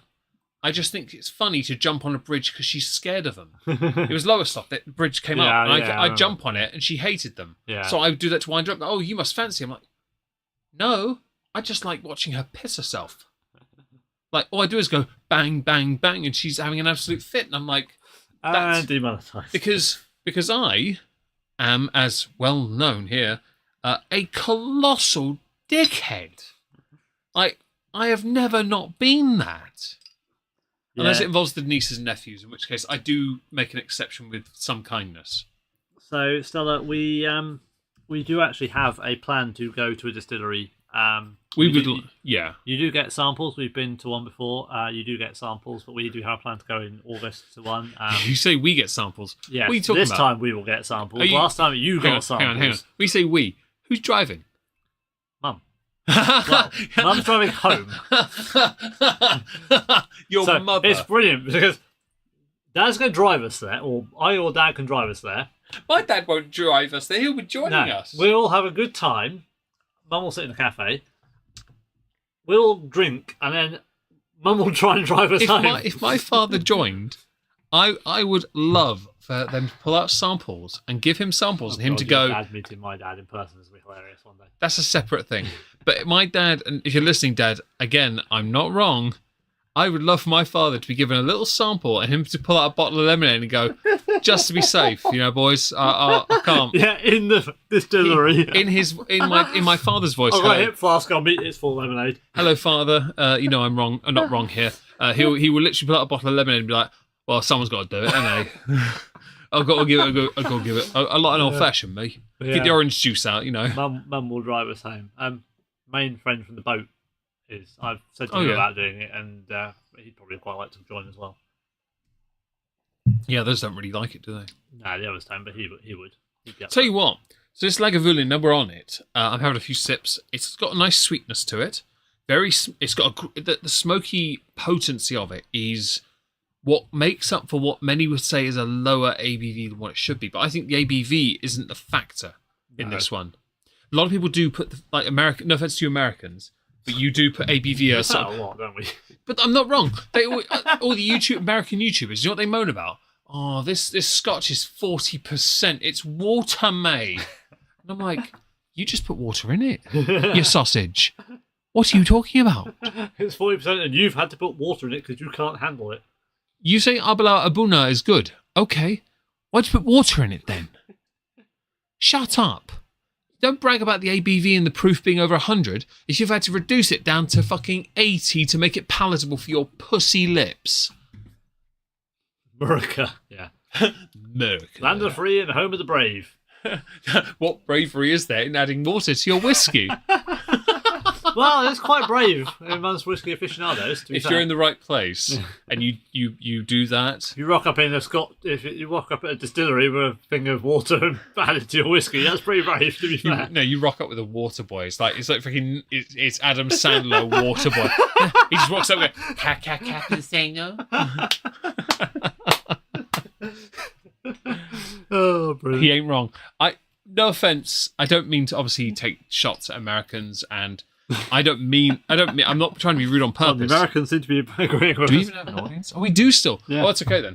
What I mean is that there are some people that like to brag. I've got a brother-in-law for now who brags about when he used to vape. He used to brag about the amount of smoke you can get from the capsule thing. Yeah. There was a thing where people like to take in more smoke to prove they can go higher with the number.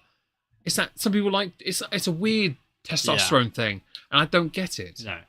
Because I want to enjoy what I've got. Like if I have a bottle of Lagavulin 16, which I would love to own a bottle, I don't have it. It would be in the cabinet, to be honest. It would be in my cabinet. To be fair, if I had that would be in my cabinet because it's not one I would put behind the bar. So, for reference, Dave just slowly took his bottle of Lagavulin. Yeah, but yeah, you take all the offence, Penguin. You got this. You're the avatar of America. But I think that I don't think the ABV plays a factor in this. I think you're thinking you've got some fantastic rich like qualities in this particular Islay single malt, Islay single malt that like it says here sherry, good fruity sweetness. I didn't know the sherry cask. I didn't know that, but it says sherry in the palate. Long spice finish, figs, dates, peat smoke. Long, yes. The peat smoke is arguably the most refined version I've ever encountered. I've had versions of peaty and smoky that are insanely strong. And this is where we insert the, obviously, Octomur for the peat and the smoke for Talisker 8 Diageo Special Release, because that's the king of smoke. Yeah. I've never encountered anything that I couldn't shoot without it causing me pain. Yeah, he literally I think he nearly brought that up instantaneously. It was a throat thing of, I'm not going to because I will not do that. But I did recoil because I was like, that's painful. I didn't try it. You did a little bit. You did a little. You did a Dave sip version. Yeah, I shot a small amount rather than a shot. I did a shot, and it was pain. There are whiskies, I will always do it because it's me. I'm a dickhead. But there are some whiskies I've encountered that are not worth a shot. Yeah. That's a different that's not a new podcast we're going to start when this one fails. Yeah. Go follow us on Not Worth a Cork YouTube. We've got some shorts planned, some other videos we planned. MJ, thank you for the donation. We really appreciate the generosity thank you today. very much.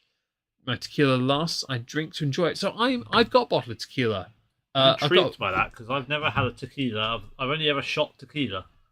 I've never had a tequila. Technically, I own Like to drink. I technically own a bottle of Don Julio Reposato. I own this bottle because I bought it. However, I'm apprehensive. We have an ad. Thing is, so this is my issue with tequila. If you're able to hear us, if you're on replay anyway, you'll hear it. My issue with tequila, and I put the bottle on the bar, is that tequila, this one, doesn't have a distinctive smell that interests me. And I'll pop the cork so Dave can have a sniff at least. Ooh. Have a sniff.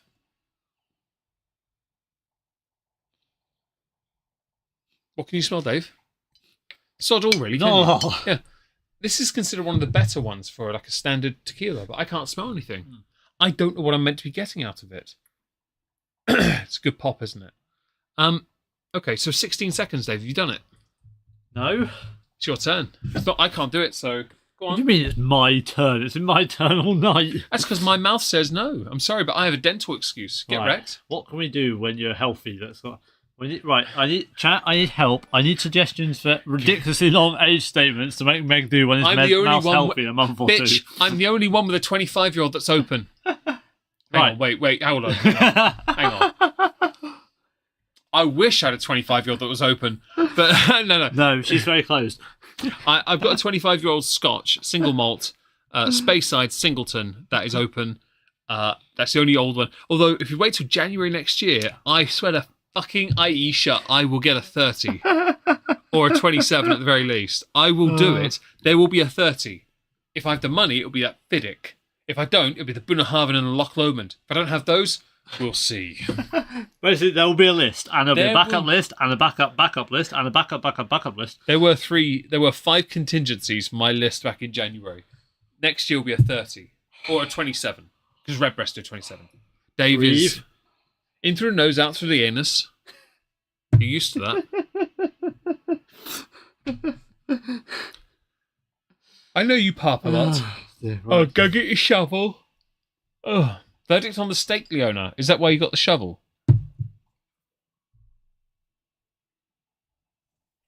Just rolled into the stream to drain and dunk on us. Yeah, and Honeybat, she's been very... MJ or Lemonly has been incredibly generous. All of you have, actually. Ragamuffin and I believe Elena on PayPal. Yes, I noticed.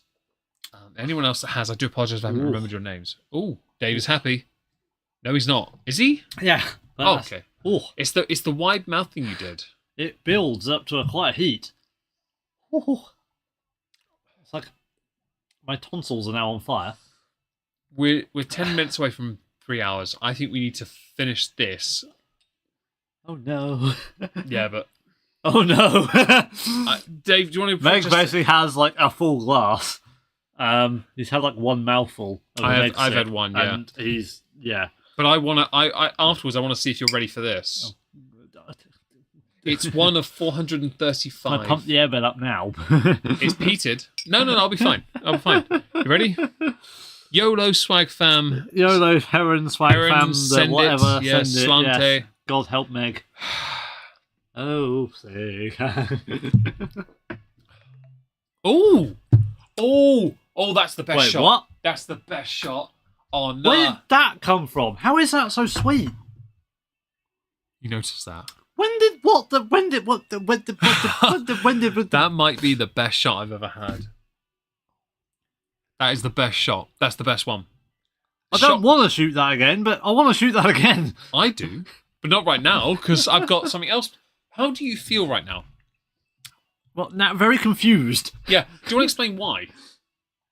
Because we've just had a shot of what we would consider the ultimate Islay sipping whiskey. We're going to be here for a while. Don't worry, Red Crown. We've got a few more things left. Where the hell did that come from? Yeah. No, I'm with you 100%.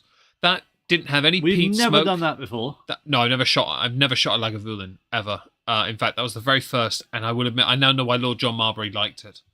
Earl of Croy, Viscount of something, Baronet of Bricey. Yeah, yeah. The Baroness of the Viscount of Club Bars, and of course the man who fought Gerald was the butler. Would you like to try the mystery bottle? Yes, I would, because I have a. What are the glasses, Dave? I know that it's going to be something good because it's in a medicine bottle from the whiskey shop. But only I've tried it because I'm the only person that got to do all those samples and nearly got battered in a shop because of it. Hey, I had enough that I had to have lunch to drive home. I had to have enough to soak up the alcohol because I was nearly pissed on my feet, carrying nearly 2 grams worth of whiskey around. Sorry, I'm not quoting the exact number, but there was a shitload of whiskey in our hands. The number, between us, the number was into the multiples of thousands. We don't talk about that. But yes, that's for another day. Would David like to try this? Is the jigger clear? No, I just did. Because it was a medicine bottle, I just poured. Sorry. Do you hold that for me, please? Thank you. Pour it into mine, please. Pour the water into mine, and I'll deal with that. Thank you. Yeah? You are Captain Agua. I'll be captain of this in a sec as well. Because I'm not going to tell you what it is. Get your cap ready, David. Sake. David's cap. I have the cap. I'm No, wearing... that cap. Nosing cap. Nosing cap. Oh, hang on, actually. There's barely any left. Oh. Can we send it? I mean, I feel like we probably should. Come on, open yours. I've opened. Open. Right, so I have poured, David and I, a mystery that was given to us. When we tried, when we went to the whiskey shop, I basically threw down the intent that made the guy go, first words out of his mouth, I hope there are no pennies in that. He was like, do I have to count this? Yeah, he literally walked past and said, I hope there are no coins. And I said, there's 60 coins, £60 worth of ones and twos, but the rest of it's all notes. And he looked at it. He first of all offered us a Kalila sample of Dave's Gordon MacPhail Connoisseur's Choice. We stood outside of the shop while drinking that, while he then went and got more samples. He literally locked the shop up with us outside it. I had to grab my money, upstairs. so I didn't leave it inside. And we stood outside like peasants with two little paper little plastic cup things. We must have looked like a picture, just stood there with a bag in one hand and a little cup of whiskey And my box of cash that no one knew was cash. I've got my box over there. It's over on the shelf there. I think we left it on the keyboard. I went to the box and you left the money on the keyboard. No, I took it out because we couldn't. But he gave us 6 samples, I believe, in total, or 5. 6. So we had 3 each, didn't we? I took 3. No, I took 2. You took 3 because I bought Lowland. Oh yeah. Yeah, because you got the Cladic. Yeah. I took the 2 Bunnahabhans. One was Octave. Oh no. The other was DT. Bunnahabhain peated. 53.9%, one of 435. They didn't have it anymore, meaning that we are drinking the literal last version of it. This is so when I said oh no, oh no, oh no, no, no, no, no, yeah, I may have misspoke. This is the oh god no. Well, I'll be honest, it might not be. I'll go and check the other Octave because it might. I chose that one on purpose. It's peated, but the Octave. It'll be in the bar. No. Actually, David. I just saved your ass. Ooh! This one's the Octave 2014 peated of 55.6. I mean, I think it's potato at this point. Shut up. You just lied. I did you a favour, okay? I niced you. So this is no age Turn the statement. rain off. That'd be nice in me so I can sleep. Fam, I could sleep in this. Okay, well, I'll have your bed. You sleep in there. You can't sleep on my bed. There's not enough weight on that for me to sleep. Put some earphones in, you'll be fine. Anyway, no, I've tried that before. We know literally nothing about this. All we know, it's made by DT, Bunnahabhain, it's peated, one of 435 bottles, and he gave it to us because they didn't have any of it. It was literally a free sample. He let me try them. I went through so many sodding samples. In fact, I had to reject one, and Dave had it instead.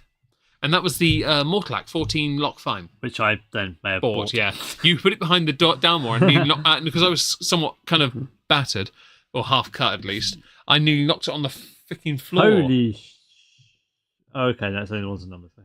Thank fuck for that. Anyway, would David like to have a sniff of this, or can I go first? David? Can I sniff first? Or do you... Holy shit. Is that what it is? That one? Wait, is that it? DT. No, it's 14.5. No. Okay. This is 53.9. That's good. That's handy. Dave's just shown me a picture of something that looks arcane and wouldn't look out of place on a pirate boat. In a treasure chest of booty. Don't worry about it, Dave. Octave, there we go. That's more like No. This isn't Octave. Is it not? No, Octave's the other one. 51.6. What's this? No. 53. The other one's 55. You're fine. Don't worry about it, Dave. Shall we have a sniff, Dave? Yeah, I have no idea then. Don't worry about it, David. Your Google foo isn't on point because you've had 6 glasses and you're about to have your 7.5. You ready? Let's have a sniff. No. Yeah. Oh, my... Oh, yeah.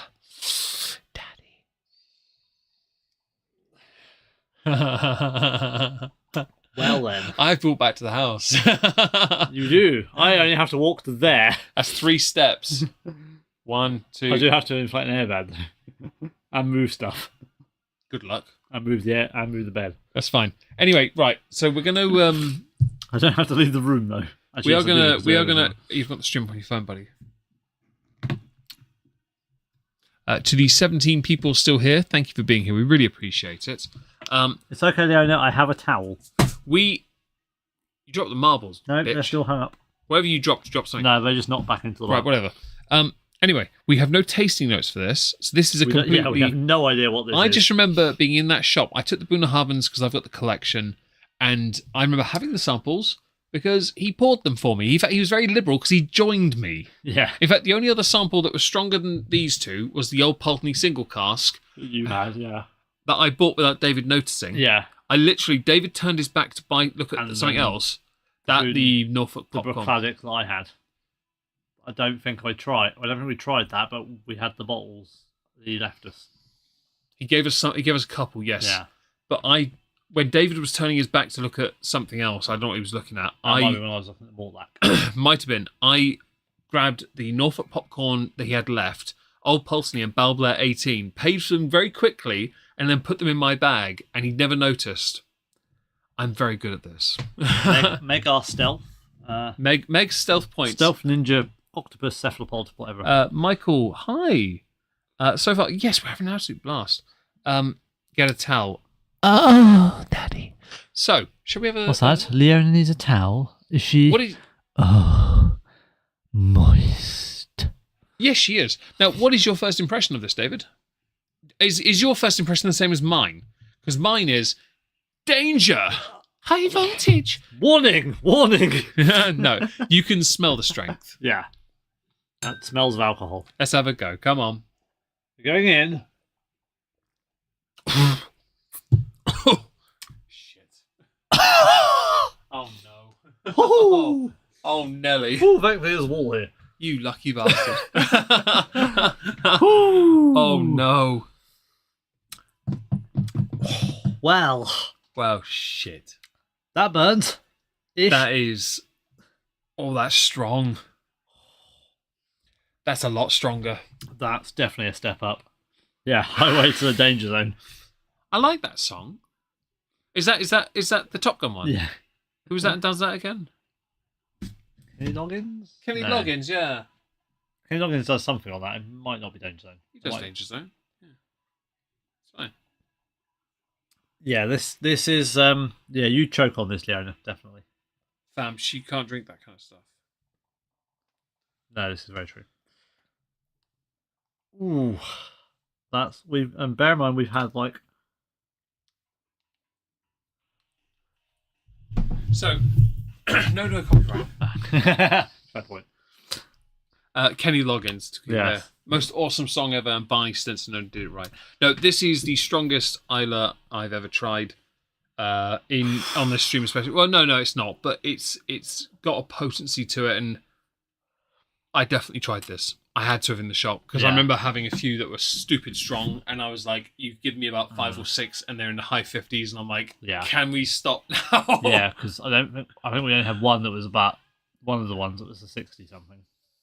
That was the Pulteney. Yeah, that was the one I did, and you didn't because you couldn't. Because I was worried about driving home. Yeah, it's like the English all over again, isn't it? Yeah, the sodding English. The fucking designated driver did me dirty. You could have at least taken one for the team.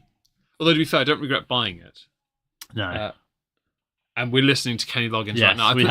I have literally put the Top Gun anthem on our soundtrack. Top Gun soundtrack. Yeah, Dave loves soundtracks, and I love this one. I had it on vinyl for years. Yeah, the Maverick soundtrack is good. It's all right. Yeah, it's all right. Oh no, this one concerns me a little bit. I don't know if I can send it. You know how I said about setting the airbed up? I should have done that. I have an idea. We'll get to it. We have reached the 3-hour mark of this stream. If anyone has any questions they'd like to ask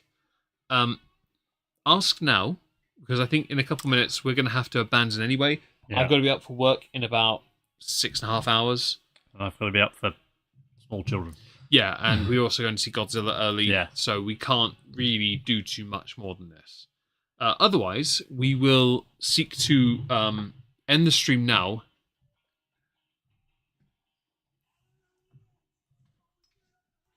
and we'll disappear. And where would you rate this one compared to the others? Just a quick thing. Well, there's a significant amount of whelm. May in fact be overwhelming. It's got a lot on the. It's a very intense flavour. We didn't rate the other one either. Actually, so the thing with Lagavulin, it's more smoky as well. Yeah. So again, Lefroy wins the peat, but Lagavulin wins the smoke. Yeah. People like to say Lefroy is crap because of the medicinal aspect. And I'm like, yeah, but it's got peat. Yeah, we've just tried it against 5 others. And it still it wins the peaty part. I'm sorry, but I like peated whiskies. It wins. I'm consistent on this. That's the standard. The thing is, I do have a peated Bunnahabhain beyond this. Yeah. A standard one, but we haven't opened it. Yeah. Okay. Can we possibly get those beginner recommendations in the server somewhere?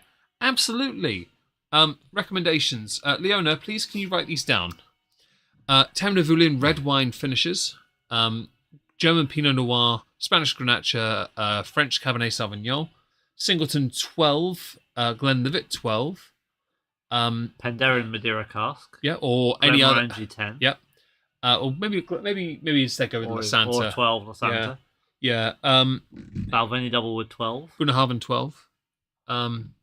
If you want something peated. Proper 12. Unless you want to try the sliced apple, which Dave tried yesterday. Yeah, that was very good, to be fair. That was very was a banger, wasn't it?